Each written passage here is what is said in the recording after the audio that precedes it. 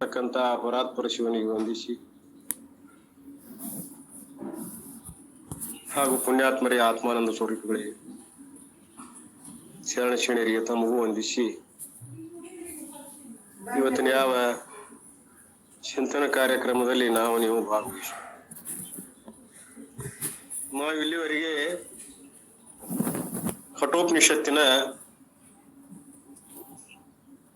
ಅವ್ರು ಬಂದ್ ಕೂಡಲೇ ಹೇಳ್ರಿ ಅಕಸ್ಮಾತ್ ಬಂದ್ರ ನೋಡು ಕಠೋಪನಿಷತ್ತಿನ ಯಾವ ಯಮಧರ್ಮ ಮತ್ತು ನಚಿಕೇತ ಇವರ ನಡುವೆ ಇರತಕ್ಕಂತ ಗುರು ಶಿಷ್ಯರ ಸಂಭಾಷಣೆ ಬಹಳ ಸುಂದರವಾಗಿ ಇಲ್ಲಿವರೆಗೆ ವನ್ಯವಲ್ಲಿ ಪೂರ್ತಿ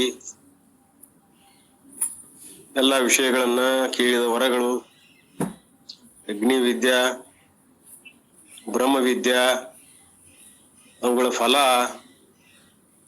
ಹೀಗೆ ಅನೇಕ ವಿಷಯಗಳ ಕುರಿತು ನೀವೆಲ್ಲ ಚರ್ಚೆ ಮಾಡ್ಕೊಂತ ಬಂದೀವಿ. ಅರ್ಥಾತ್ ಈಗ ನಾವು ವನ್ಯವಲ್ಯ ಸಾರಾಂಶವನ್ನ ಇವತ್ತಿನ ದಿವಸ ಓದುವಂತದ್ದು. ಅರ್ಥಾತ್ ಇಲ್ಲಿ 3 ಅಧ್ಯಾಯಗಳದಾವ. 3 ಅಧ್ಯಾಯಗಳಲ್ಲಿ 1ನೇ ಅಧ್ಯಾಯದಲ್ಲಿ 3 ವಲ್ಲಿಗಳು, 2ನೇ ಅಧ್ಯಾಯದಲ್ಲಿ 2 ವಲ್ಲಿಗಳು, 3ನೇ ಅಧ್ಯಾಯದಲ್ಲಿ ಅಲ್ಲಿ ಒಂದೇ ವಲ್ಲಿದ ಕೊನೆಗೆ ಉಪನಿಷತ್ತಿನ ಸಾರ ಅಂತ ಬಂದದ. ಹೀಗೆ ಒಟ್ಟು 1ನೇ ವಲ್ಲಿಯಲ್ಲಿರ್ತಕ್ಕಂಥ 8 ಮಂತ್ರಗಳು, 2ನೇ ವಲ್ಲಿಯಲ್ಲಿರ್ತಕ್ಕಂಥ 25 ಮಂತ್ರಗಳು, 3ನೇ ವಲ್ಲಿಯಲ್ಲಿ 19 ಮಂತ್ರಗಳು, ಹೀಗೆ 52 ಮಂತ್ರಗಳ ಒಂದು ಸವಿಸ್ತಾರವಾದಂತ ಸಮಗ್ರ ಮಾಹಿತಿ ಈ ಕಠೋಪನಿಷತ್ತಲ್ಲಿ ಬಂದದ್ದು. ಆದ್ರಿಂದ 1ನೇ ಅಧ್ಯಾಯದಲ್ಲಿರುವಂತ ಈ ಒಂದು 1ನೇ ವಲ್ಲಿಯ ಸಾರಾಂಶವನ್ನ 2ನೇ ವಲ್ಲಿಗೆ ಹೋಗುವ ಪೂರ್ವದಲ್ಲಿ ನೀವೆಲ್ಲರೂ ಅವಶ್ಯವಾಗಿ ಅದನ್ನ ಅವಲೋಕನ ಮಾಡುವಂತದ್ದು ಸಿಂಹಾವಲೋಕನ ಅಂತಾರೆ. ಶಾಲೆಯಲ್ಲಾದ್ರೂ ಕೂಡ ಒಂದು ಪಾಠ ಮುಗಿದ ನಂತರ ಮಕ್ಕಳಿಗೆ ಈ ಪಾಠದ ಸಾರಾಂಶ ಏನು ಅಂತೇಳಿ ಪ್ರಶ್ನೆಗಳನ್ನು ಮಾಡಿ ನಾವೆಲ್ಲ ಕೇಳಿ ಅದನ್ನು ಮನದಟ್ಟು ಮಾಡ್ತೀವಿ. ಹಂಗಿಲ್ಲಿ ಗುರುಗಳಾದ್ರೂ ಕೂಡ ಈ ಯಾವ 1ನೇ ವಲ್ಲಿಯ ಯಾವ ಸಾರಾಂಶವನ್ನ 8 ಮಂತ್ರಗಳ ಸಾರಾಂಶವನ್ನ ಹೇಳ್ತಾರೆ ತಮ್ಮದೇ ಆದಂತ ರೀತಿಯಲ್ಲಿ. ಒಟ್ಟು ಉಪನಿಷತ್ತಿನಲ್ಲಿ ಬರ್ತಕ್ಕಂಥ ಸಾರ 3 ಅಧ್ಯಾಯಗಳಲ್ಲಿ ಬರ್ತಕ್ಕಂಥ ಏನು ಉಪನಿಷತ್ತಿನ ಸಾರ ಅದ ಅದು ನಾವೆಲ್ಲ ಗ್ರಹಿಸ್ಲಿಕ್ಕೆ ಸಾಧ್ಯ ಆಗಲಿ ಅಂತ. ಅರ್ಥಾತ್ ಇಲ್ಲಿ 1ನೇ ವಲ್ಲಿಯಲ್ಲಿ ಇರ್ತಕ್ಕಂಥ ಉಪನಿಷತ್ತಿನ ಸಾರ ಏನು, ಆ ಕಥೆಯ ಮೂಲಕ ಪರಮಾತ್ಮ ಯಮಧರ್ಮ ಆ ರೂಪದಲ್ಲಿ ಶಿಷ್ಯನಾದಂತ ನಚಿಕೇತನಿಗೆ ಏನ್ ಹೇಳಲಿಕ್ಕೆ ಹೊಂಟಿದ್ದಾನೆ ಅದನ್ನು ಉಪನಿಷತ್ತನ್ನ ಮುಂದಿಟ್ಟುಕೊಂಡು ಕಠೋಪನಿಷತ್ತನ್ನ ಯಮಧರ್ಮ ಮತ್ತು ನಚಿಕೇತ ಸಂವಾದ ರೂಪದಲ್ಲಿ ಬಂದು, ಯಾಕೆ ಸಂವಾದ ನೀನೆಲ್ಲ ಮೊನ್ನೆ ನೋಡ್ಕೊಂಡು ಬಂದೇವು. ತಂಡವಾದ ಅವೆಲ್ಲ ಜಲ್ಪವಾದ ಸಂವಾದ ಅಂತ ಬರ್ತದೆ. ಸಂವಾದ ಏನದ ತಾತ್ಪರ್ಯ ನಿರ್ಣಯ ಮಾಡುವಂಥದ್ದು. ಗುರು ಶಿಷ್ಯರ ನಡುವೆ ಪ್ರಶ್ನೋತ್ತರಗಳ ರೂಪದಲ್ಲಿ ಏನ್ ಬರ್ತದ, ಒಂದು ಗೂಢವಾದಂತ ಒಂದು ತಾತ್ಪರ್ಯ, ಒಂದು ನಿರ್ಣಯ ಆಗಿ ಅದು ನಮಗೆ ಅಂತಃಕರಣಕ್ಕೆ ವೇದ್ಯ ಆಗಲಿ ಅನ್ನುವಂತ ಉದ್ದೇಶ. ಹಾಗೆ 1ನೇ ಅಧ್ಯಾಯದಲ್ಲಿ ಇರ್ತಕ್ಕಂಥ 8 ಮಂತ್ರಗಳ ಮೂಲ ಸಾರ ಏನು, ಈ ಕಥೆಯಲ್ಲಿ ಸ್ವಲ್ಪ ಒಳಗೆ ಹೋಗಿ ನೋಡಿದಾಗ ಅದರದೊಂದು ಗೊತ್ತಾಗ್ತದ ಗುಟ್ಟು.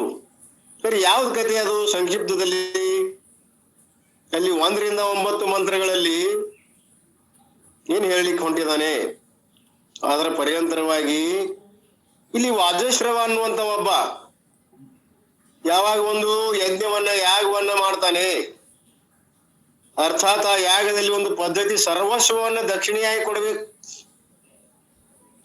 ಏನದ ಎಲ್ಲ ಸರ್ವಸ್ವದಲ್ಲ ಅಲ್ಲ, ಯೋಗ್ಯರಾದಂತ ಬ್ರಾಹ್ಮಣರಿಗೆ ಸತ್ಪಾತ್ರದಲ್ಲಿ ದಾನ ಮಾಡ್ಬೇಕಾಗ್ತದ.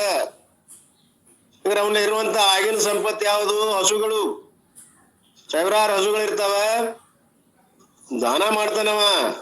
ಯಾಗದ ಪೂರ್ವದಲ್ಲಿ ಎಲ್ಲ ಒಂದು ಬಡ ಬ್ರಾಹ್ಮಣರನ್ನ ಕರೆದು ಹಸುಗಳನ್ನ ದಾನ ಮಾಡುವಾಗ ಈ ಬಾಲಕ ಚಿಕ್ಕವ 8 ವರ್ಷದ ಬಾಲಕ ಅವ ಅಲ್ಲೇ ಇರ್ತಾನೆ. ಅಪರೋಕ್ಷವಾಗಿ ಏನ್ ಮಾಡ್ತಿರ್ತಾನೆ ಅಂದ್ರೆ ಬರಡು ಹಸುಗಳನ್ನ, ಅರ್ಥಾತ್ ಅಯೋಗ್ಯವಾದಂತ ಮುದಿಯಾದಂತ ಬರಡು ಹಸುಗಳನ್ನ ಇವು ದಾನ ಮಾಡ್ಲಿಕ್ಕೆ ಒಯ್ತಿರ್ತಾನೆ. ಅವಾಗ ಮಗ ಅಂತಾನ, ಪುಣ್ಯದ ಕೆಲಸ ಇದು, ಬಡ ಬ್ರಾಹ್ಮಣರಿಗೆ ನೆನೆಸ್ಬೇಕಲ್ಲ ಪಾಪ. ಒಂದ್ ಗಿಂಡಿ ಹಾಲಾದ್ರ ಪುಣ್ಯಾತ್ಮ ಕೊಟ್ಟಪ್ಪ ಅಮೃತ ಅಂತ ಹೇಳಿ ನೆನೆಸ್ಬೇಕಲ್ಲ ಬಡ ಬ್ರಾಹ್ಮಣರು. ಈ ನಚಿಕೇತಕ್ಕೆ ಧರ್ಮ ಸಂಸ್ಕಾರ ಪೂರ್ವದಲ್ಲಿ ಇತ್ತು. ಅವ ಅಂದ, ಇದನ್ನ ನೋಡಿ ಸಂಸ್ಕಾರ ಉದ್ಭವ ಆಯ್ತು ಪಾಪ. ಅಯ್ಯೋ, ಇಂಥ ದಾನವನ್ನ ಕೊಟ್ರೆ ನಮ್ಮ ತಂದೆಗೆ ದುರ್ಗತಿ ಆಗ್ತದೆ, ಸದ್ಗತಿ ಅಂಕ ದೂರಿನ ಮಾತು. ಏನ್ ಮಾಡೋದು ಇದಕ್ಕ? ಸುಮ್ಮನೆ ಕುಂಡ್ರಕ್ ಆಗ್ತದನು? ಚಿಕ್ಕ ಬಾಲಕ ಬೆರೆಸ್ತಾರೆ. ಯಾವ್ದೋ ಚಿಕ್ಕ ಬಾಲಕ ಏನ್ ಹೇಳ್ತಿದ್ರು ಕೂಡ ಸರಿಯಾಗಿ ಅವನು ಸಮರ್ಪಕ ಉತ್ತರ ಕೊಡಬೇಕು. ಕುತೂಹಲ ಇರ್ತದ ಅವಕ್ಕ, ಪ್ರಶ್ನೆ ಮಾಡಿ ಏನೋ ತಿಳ್ಕೊಬೇಕು ಹೊಸದು ಅಂತೇಳಿ. ನಿನಗೇನು ಗೊತ್ತೈತಿ ಬಿಡು ಅಂತ ಅವ್ರ ಬುದ್ಧಿಗೆ ಮಣ್ಣು ಕೆಸಿಬಾರ್ದು. ಮಕ್ಕಳು ಕೇಳ್ತಿರ್ತವೆ. ನಮ್ಮ ಮಗು ಮೊಮ್ಮಗ ನಮ್ಮ ದೊಡ್ಡವನಂತಿಕ, ದೊಡ್ಡವನ್ ನಮ್ಮ ಮಗಳ ಅಕ್ಕ ಅಂದ್ರೆ ದೊಡ್ಡ ಮಗಳ ಮಗಳು. ಆಕಿ ಹೊಟ್ಲಿದ್ದಾಗ ಹೋಗ್ಲಿಕ್ಕೆ ಹೆದರ್ತಿತ್ತು. ಯಾಕೆ ಬರುದಿಲ್ಲ ನಾನು ಅಂತೇಕಂತ ಜಬರ್ದಸ್ತಿ ಹೋಗಿ ಹಿಡಿದು ಕೇಳು. ಯವ್ವ ನೀನ ನುಂಗ್ತಿ? ಯಾಕೆ? ನಾ ಯಾಕೆ ನುಂಗ್ತೇನೆ? ರಾಕ್ಷಸನ ಅಂದ್ರ. ಇಲ್ಲ, ಈಗ ಒಂದ್ ನುಂಗಿದೆಯಲ್ಲ ಹೊಟ್ಯಾಗ ನೋಡ್, ಮತ್ತ ನಾನು ನುಂಗಿತೀನಿ ನೀನ್ ಹಿಂದಿಲ್ ನಾಳೆ. ನಿನಗ್ ಹಸು ಆತಂದ್ರ ಅದ್ ಯಾರೋ ಒಂದ್ ಚಾಸ್ತಿ ಹೇಳಿದಂತ ಮಾತನ್ನ ಕರೆ ಅಂತ ತಿಳ್ಕೊಂಡಿತ್ತದು. ನಿಮ್ಮ ದೊಡ್ಡಮ್ಮಗ್ ಹಸು ಆಗಿತ್ತು, ಅದೇನು ಹೊಟ್ಟಿ ಬಂದದ್ದು ಏನು ಅಂತ ಕೇಳಿದ ತಕ್ಷಣ ನುಂಗಿದಾಳಕಿ ಒಂದು ಕೂಸನ್ನ, ನಿನ್ನ ನುಂಗ್ತಾಳ ಬಾಳ ವಾಗಾತಿ ಅಂತ ಯಾರೋ ಅಂದ್ಬಿಟ್ಟಾರ. ಹೋಗವಲ್ದ ತಿಳಿ ಹೇಳ್ಬೇಕಲ್ಲ, ಅದಕ್ಕೆ ಕುತೂಹಲದ. ಪಾಪು ಅದ, ನಿನ್ನಂಗ ಅದು ಬರ್ತದ, ತಂಗಿ ಇರಲ್ ತಮ್ಮ ಇರ್ಲಿ, ಹಿಂಗೇನೋ ಒಂದ್ ತಿಳಿ ಹೇಳ್ಬೇಕು ಬೇಡ. ಬಹಳಷ್ಟು ದಿವಸ ಹೋಗಲಿಲ್ಲ. ಹೀಗೆ ಮಕ್ಕಳಿಗೆ ಒಂದು ಕುತೂಹಲ ಕೇಳಿಸ್ತಿರ್ತದಲ್ಲ, ಅದಕ್ಕೆ ಉತ್ತರ ಕೊಡ್ಬೇಕು ನಾವು. ಹಾಗೆ ಇಲ್ಲಿ ಯಮಧರ್ಮ ಎಲ್ಲ ಉತ್ತರ ಕೊಡ್ಕೊಂತ ಹೋಗ್ತಾನೆ. ಅವಾಗ ಈ ದುರ್ಗತಿಯನ್ನ ತಪ್ಪಿಸೋ ಸಲುವಾಗಿ, ಹೋಗಿ ಬಿಡು ದಕ್ಷಿಣೆ ಎಲ್ಲ ಕೊಡಕೈತಿಯಲ್ಲ, ನೀನು ಅಯೋಗ್ಯವಾದಂತದ್ದನ್ನ ಮುದಿ ಬರಡು ಆಕಳನ್ನು ಕೊಡಕೈತಿಯಲ್ಲ, ಸದ್ಗತಿ ಅಂಕ ಆಗುದಲ್ಲ, ಹೋಗ್ಲಿ ಬಿಡು. ನಾನು ಒಂದು ಪ್ರಾಣಿ ಅಲ್ಲ, ಮನುಷ್ಯ ಪ್ರಾಣಿ ಅಪ್ಪ. ನನ್ನನ್ನು ಯಾರಿಗೆ ದಕ್ಷಿಣ ಕೊಡ್ತೀನಿ ನೀನು? ನನ್ನನ್ನು ಕೊಟ್ಟು ಬಿಡು. ನಾನು ಒಂದು ಪ್ರಾಣಿ ಅಲ್ಲ, ಮನುಷ್ಯ ಪ್ರಾಣಿ. ಅವಕ್ಕೂ ಜೀವದ, ನನಗೂ ಜೀವದ. ಹೀಗೆ ತಂದೆ ಕೇಳಿದಾಗ ನನ್ನನ್ನು ಯಾರಿಗೆ ಕೊಡ್ತೀಯ ಅಂದ ತಕ್ಷಣ ಅವನು ಸುಮ್ಮನಾದ. ಏನೋ ಇಂಥ ಪ್ರಶ್ನೆ ಏನೋ ಅಂತೇಳಿ, ಬುದ್ಧಿ ಅಲ್ಲಾರದು ಅಂತೇಳಿ ಅವನು ಬಿಡ್ಲಿಲ್ಲ. ಮತ್ತೆ ಮತ್ತೆ ಕೇಳವ, ನನ್ನ ಯಾರಿಗೆ ಕೊಡ್ತಿ ಅಪ್ಪ? ಇವನ್ನೆಲ್ಲ ಕೊಡಕೈತಿಯಲ್ಲ, ಮತ್ತೆ ನಾನು ಕೊಡು ಕೊಡು. ಪದೇ ಪದೇ ಹೇಳಿದ ತಕ್ಷಣ ಸಿಟ್ಟು ಬಂತು ತಂದೆಗೆ. ಹೋಗೋ ನೀನು, ಹೋಗೋ, ನಿನಗೆ ನೀ ಅಮ್ಮಗ್ ಕೊಟ್ಟು ಬಿಟ್ಟೇನು, ಹೋಗು. ನಿನ್ನನ್ನ ಯಮಧರ್ಮ ಕೊಟ್ಟೇನು, ಹೋಗು. ನೋಡ್ರಿ, ಪೂರ್ವ ಸಂಸ್ಕಾರ ಜಾಗೃತ ಆಯ್ತು. ಅವ್ನ ಶರೀರ ಬಿಟ್ಟು ಗೊತ್ತಿತ್ತು. ಅವೆಲ್ಲ ಹಿಂದೆ ಸಾಧಕಿದ್ದ, ತಪಸ್ವಿಯವ. ಆವಾಗ ಇನ್ನು ತಂದಿ ನಮಗ್ ಕೊಟ್ಟನ ಅಂದ್ಕೂಲಿ ಅವನ ಮಾತು ಸುಳ್ಳು ಆಗ್ಬಾರ್ದು. ವಚನ ಯಜ್ಞ ಭೂಮಿ ಇದು. ಯಜ್ಞ ಭೂಮಿಯಲ್ಲಿ ಆಡ್ತಕ್ಕಂಥ ಮಾತು ಸುಳ್ಳು ಆಗ್ಬಾರ್ದು. ಅಯ್ಯೋ, ನಾನು ಏನೋ ಹೇಳ್ಬಿಟ್ನಲ್ಲ ಅಂತ ಹೇಳಿ ಪೇಜಾಡಕತ್ತ ಮಗು. ನೀನು ನಿನ್ನ ವಚನದಂತೆ ನಡೆದುಕೋ, ಅದಕ್ಕ ಹೋಗು ಅಂದ್ಬಿಟ್ಟ. ಸುಳ್ಳು ಮಾತ ಮಾಡ್ಬೇಡ. ಅದಕ್ಕ ಆದ್ರಿಂದ ಅವನಿಗೆ ಕುಪಿತಾಗಿ ಅವ ಅವನ ಆಜ್ಞೆಯನ್ನು ತಗೊಂಡು, ನೀ ಆಡಿದಂತ ಮಾತು ನಿನ್ನ ವಚನದಂತ ನಡ್ಕೋತೀನಿ, ನೀ ಹೇಳಿದೆಯಲ್ಲ, ಮಗನ ಮೋಹದಿಂದ ಆಡಿದ ಮಾತನ್ನ ಸುಳ್ಳು ಮಾಡಬಾರದು ಅಂತ ತಿಳ್ಕೊಂಡು ಅವನ ಆಜ್ಞೆಯನ್ನು ತಗೊಂಡು ಯಮಲೋಕಕ್ಕೆ ಹೋದ ಅಂತ ಬರ್ತದ. ಆದ್ರೆ ನಾವು ಆ ಟೈಮ್ನಲ್ಲಿ ಇರ್ಲಿಲ್ಲ. 3 ದಿನಗಳಾದ ನಂತರ ಬಂದ. ಮನೆ ಮುಂದೆ ಈ ಬಡ ಬ್ರಾಹ್ಮಣ ಹುಡುಗ 3 ದಿನಗಳಿಂದ ಉಪವಾಸ ಇದ್ದ. ಆ ಬಡ ಒಟ್ಟಿಗೆ ಅತಿಥಿ ಸತ್ಕಾರ ಇಲ್ಲ, ಅದಕ್ಕೆ ಅನಾದರ ಮಾಡಿದಂತ ದೋಷ ಬಂತು. ಅವ್ ಒಳಗೂ ಹೋಗ್ಲಿಲ್ಲ. ಯಾಕೆ ಹೋಗ್ಲಿಲ್ಲ? ಧರ್ಮ ಸಂಸ್ಕಾರ ಇತ್ತು. ಗಂಡ್ಮಕ್ಳು ಇಲ್ಲದ ಮನಿಯೊಳಗ ನಾ ಹೋಗಬಾರ್ದು. ನಾ ಯಾರಂತಕ್ ಬಂದಿನ, ಅವ್ರು ಬಂದ್ರೆ ನಾನು ಅವ್ರ ಜೊತೆ ಮಾತಾಡ್ತೀನಿ. ನಂದಿರುವುದು ಮುಖ್ಯ ಕೆಲಸ ಯಾರೆಂಬಲ್ಲಿ ತಂದೆ ಆದ ಯಮನ ಜೊತೆ. ಉಳಿದವ್ರ ಮಾತೇನ್ ನನಗೆ ಅಂತ ತಿಳ್ಕೊಂಡು ಉಪವಾಸ ಕುಂತ ರಗಡು ಒತ್ತಾಯ ಮಾಡಿದ್ರು ಅಲ್ಲಿರುವಂತವರು. ಆದ್ರ ಕೆಲಸ ಆಗ್ಲಿಲ್ಲ. ಬಂದ್ ಕೂಲಿ ಕೇಳಿದ್ ವ್ರತ ಅಂತ ಹಿಂಗ್ರಿ 3 ದಿವಸ ಆತ ಬಾಲಕ್ ಬಂದಾನ, ಊಳಿಲ್ಲ ನೀರಿಲ್ಲ. ಅಯ್ಯೋ ಅಂದ. ಅಲ್ಲ ಅಗ್ನಿ, ಜಠರಾಗ್ನಿ, ಅದು ಸುಡದ ಬಿಡೋದಿಲ್ಲ, ಶಾಪ ಬ್ರಾಹ್ಮಣ ಮೇಲಾಗಿ. ಇದಕ್ಕೆ ಏನಾದ್ರೂ ಪರಿಹಾರ ಮಾಡ್ಬೇಕು ಅಂತ ತಿಳ್ಕೊಂಡು ತಕ್ಷಣ ಅವನು ಒಳಗ್ ಕರ್ಕೊಂಡು ಹೋಗಿ ಸ್ನಾನಾದಿಗಳನ್ನ ಮಾಡಿಸಿ, ಪಾದ ಪೂಜಾ ಮಾಡಿ, ಒಳ್ಳೆಯ ಬಟ್ಟೆಗಳನ್ನ ಅಲಂಕರಿಸಿ, ಪುಣ್ಯಾತ್ಮ ತೂಕ ಆಯ್ತಪ್ಪ ನಂದು. ನಾನು ಏನೋ ಅರ್ಜೆಂಟ್ ಇತ್ತು, ಕೆಲಸದ ನಿಮಿತ್ತ ಹೋಗಿದ್ದೆ. ಅದಕ್ಕೆ ದೋಷ ಪರಿಹಾರ ನಂದು ಆಗ್ಬೇಕಾಗಿತ್ತಂದ್ರೆ ನಿನಗೇನ್ ಬೇಕು? ಆ ದೋಷ ಪರಿಹಾರ ಆಗ್ಬೇಕಾಗಿತ್ತಂದ್ರೆ 3 ವರಗಳನ್ನು ಕೊಡ್ತೀನಿ ನಿನಗ, ಬೇಡ್ಕೋ ಅಂದಾಗ ಅವ ಅಂದ, ನಚಿಕೇತ ಇನ್ನೇನ್ ಅವಶ್ಯಕತೆ ಇಲ್ಲ, ನಾನು ಬೇಕಾದದ್ದ ಬ್ಯಾರೆ ಅದ. ಇರ್ಲಿ, ಕೇಳಿದೆ ಅಂದ್ಮೇಲೆ ನಾ ಹೇಳ್ತೀನಿ, ಅದಕ್ಕೆ ಬಂದೀನಿ. ನೋಡು, 1ನೇ ವರ ಕೇಳ್ತಾ ಇದ್ದೀನಿ ನಾನು ಹಿಂತಿರುಗಿ ಹೋಗಿಬಿಟ್ರೆ ನನ್ನ ತಂದೆ ನನ್ನ ನೋಡಿ ಪ್ರಸನ್ನ ಆಗ್ಬೇಕು, ಆನಂದ ಆಗ್ಬೇಕು. ಯಾಕೆ? ನಾನು ಶರೀರ ಬಿಟ್ಟು ಬಂದೇನಲ್ಲ, ಪಿಶಾಚಿ ರೂಪದಿಂದ ಮತ್ತೆ ಬರ್ಬಹುದು, ಬರ್ತಾರೆ, ಹಾಗೆ ತಿರಸ್ಕಾರ ಮಾಡಬಹುದಲ್ಲ. ಅದಕ್ಕೆ ಏಕದಮ್ಮ ನನ್ನ ಗುರುತಿಸಿ ಪುತ್ರ ಪ್ರೇಮದಿಂದ ಆಯ್ಪುಕೊಂಡು ಬಹಳ ಆನಂದ ಪಡಬೇಕು. ಇದೆಲ್ಲ ದುಃಖ ಇತ್ತಲ್ಲ, ಅವನು ಆಡಿದಂತ ಪಶ್ಚಾತ್ತಾಪದ ಮಾತು, ದುಃಖದ ಶೋಗ್ರಸ್ತ ಆದಂತ ಫ್ಯಾಮಿಲಿ ಸಂತೋಷ ಆಗ್ಬೇಕು. ಹಾಗೆ ನನ್ನ ಪರಿಚಯಿಸಿ ನನ್ನ ಅಪ್ಪಿಗೋಬೇಕು ನನ್ನ ಮಗ ಅಂತೇಳಿ. ಇದು ನಾನು ಮೊದಲೇ ವರ ಬೇಡ್ತಾ ಇದ್ದೀನಿ. ಈಗ ನನ್ನ ತಂದೆಗೆ ನೀನು ಶಕ್ತಿ ಕೊಡು, ಅಷ್ಟೇ ಅಲ್ಲ ಅವಾಗ ಆರೋಗ್ಯವನ್ನು ಪರಿಪಾಲಿಸು, ಒಳ್ಳೆ ಮೇಧಾಶಕ್ತಿಯನ್ನು ಕೊಡು, ಇಂಥ ಅಲ್ಪ ಬುದ್ಧಿಯನ್ನು ಕೊಡಬೇಡ, ಹೀಗೆಲ್ಲ ಕೇಳ್ಕೊತಾನೆ. ನಂತರ ಇದು ಅದಕ್ಕೆ ಸಾಧನವಾದಂತ ಅಗ್ನಿ ಕೂಡ ವಿದ್ಯೆಯನ್ನ ಹೇಳು. ಆ ಒಂದು ಯಜ್ಞಕ್ಕೆ ಹೋಗಿ ಮಾಡ್ಬೇಕಾಗಿತ್ತು, ಯಾಗ ಮಾಡ್ಬೇಕಾದ್ರೆ ಒಂದು ವಿದ್ಯೆ ಬೇಕಲ್ಲ, ಅಗ್ನಿ ವಿದ್ಯಾ ಅಂತಾರದು. ಅದಕ್ಕೆ ಸಾಧನ, ಯಾಗಕ್ಕೆ ಸಾಧನವಾದಂತ ಚೆನ್ನಾದ ಅಗ್ನಿ ವಿದ್ಯೆಯನ್ನು ನನಗೆ ತಿಳಿಸು. ಈ ಯಾವ ಭೂಲೋಕ ಮತ್ತು ಸ್ವರ್ಗಲೋಕಗಳಿಗೆ ಸೇತುವೆಯಾಗಿರುವಂತ ಅಗ್ನಿ ವಿದ್ಯೆ, ಅದನ್ನ ನನಗೆ ಚೆನ್ನಾಗಿ ತಿಳಿಸ್ಕೊಡು. ಇದು 2ನೇ ವರ. ಹೀಗೆ ಯಮ 2 ವರಗಳನ್ನು ಕೊಟ್ಟ ಮೇಲೆ ಮುಂದ್ 3ನೇ ವರ ಕೇಳ್ತಾನೆ. ಕರ್ಮ ಉಪಾಸನೆಗಳ ಫಲ ಯಾವುದು? ವಿರಾಟ್ ರೂಪ. ಹೀಗೆ ವಿರಾಟ್ ವ್ಯಾಪ್ತಿಯನ್ನು ಕೊಡ್ತಕ್ಕಂತ ಅಗ್ನಿ ವಿದ್ಯೆಗಳಲ್ಲಿ ಏನು ಉಪಯೋಗ ಮಾಡ್ತಾರೆ? ಅಗ್ನಿನ ಉಪಯೋಗ ಮಾಡ್ತಾರ. ಅದಕ್ಕೆ ಆ ಅಗ್ನಿ ವಿದ್ಯೆಗೆ ನೀನು ನಚಿಕೇತ ಅಂತ ಹೆಸರು ಬರಲಿ, ನಚಿಕೇತ ಅಗ್ನಿ ಅನ್ನುವಂತ ಹೆಸರು ಬರಲಿ ಅಂತೇಳಿ ತಾನ ಮೆಚ್ಚಿ ಈ ವರವನ್ನ ನಚಿಕೇತನಿಗೆ ಅಂಕಿತವಾಗಿ ಕೊಟ್ಟು ಬಿಟ್ಟ. ನಚಿಕೇತ ಅಗ್ನಿ, ನಿನ್ನ ಹೆಸರೇ ಕೊಟ್ಟು ಬಿಡ್ತಾನ ಆ ಅಗ್ನಿಗೆ. ಹೀಗೆ ಯಾವ ಈ ನಚಿಕೇತ ಅಗ್ನಿಯನ್ನು ಉಪಾಸನೆ ಮಾಡ್ತಾನೋ ಅವ ಬದುಕಿರುವಾಗ ಆ ಧರ್ಮ ಅಜ್ಞಾನ, ಅಧರ್ಮ ಮತ್ತು ಅಜ್ಞಾನದಿಂದ ಬಿಡುಗಡೆ ಹೊಂದಿ ಅವ ಸತ್ತ ಮೇಲೆ ವಿರತಾತ್ಮನಾಗಿ ದುಃಖರಹಿತ ಆಗಲಿ. ಇಂಥ ಉಪಾಸನಾ ಕ್ರಮವನ್ನ ಹೇಳಿಕೊಟ್ಟಂತ ಯಮ ಮಾಡಿಕೊಡ್ತಾನೆ. ಅದು 2ನೇ ವರ. ಇಂಥದ್ದು ಹೇಳಿಕೊಡ್ರೆ ನನಗ ನಚಿಕೇತಾಗ್ನಿಯ ಒಂದು ವರ. ಆಮೇಲೆ 3ನೇ ವರ ಕೇಳ್ತಾನೆ. ದೇಹಾಂತರ ಪ್ರಾಪ್ತಿ ಹೊಂದತಕ್ಕಂಥದ್ದು. ಈ ಶರೀರ, ಇಂದ್ರಿಯ, ಮನಸ್ಸುಗಳಿಗೆ ಸಾಕ್ಷಿಯಾಗಿರುವಂತ ಒಂದು ಆತ್ಮ ಇದೆ. ಕೆಲವರು ಅದಾನ್ ಅಂತಾರ, ಕೆಲವರು ಇಲ್ಲ ಅಂತಾರ.